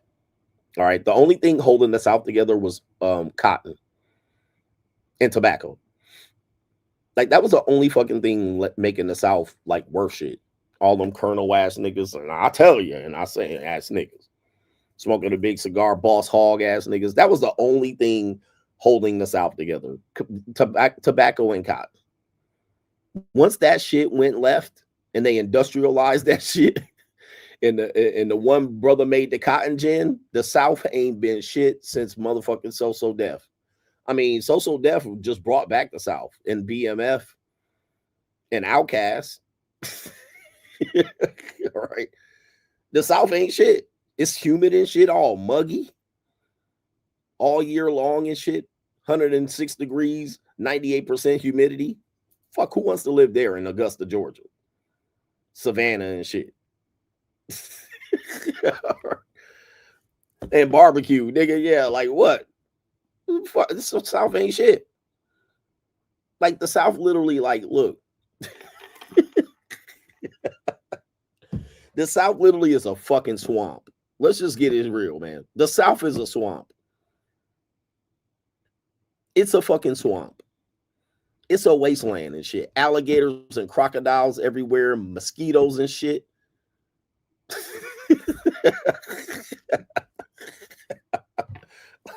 Might want to live in that shit by choice. Nigga, you gotta be there and shit. Force me to be there and whip me and shit. To live in this muggy ass, mosquito infested ass shit. All they got is SEC football left and barbecue and shit. Who wants to live in a goddamn South? Raining and shit, raining cats and dogs. All right. When it rained and thunder and lightning, like the whole world collapsing and shit, like, god damn, what's going on out here? Trees and shit everywhere. You can't even go nowhere and shit. Trees and shit. All right, anyway, shout out to you, brothers, man. Shout out to the South. The South shall rise again. The South shall rise again. Them niggas don't even speak English in the South. This is a disgrace. Y'all and finna. We've been had English language for how long? We've been speaking the Queen's English, and them niggas deal down there finna. Hold on for a second. Before we go, We about to talk some more South shit right quick. Since we burying the South, we gonna do it live. We gonna do it live. Here we go, right here. Okay, I got it. They act like nobody was going to school in the South. Y'all act like there was no schools anywhere. All right, nobody had an education or nothing. Here we go, right here. This is the pure South right now. We gonna pull it up. What city is this? I like Ass or titties? ass or titties. Ass or titties? Which one you like?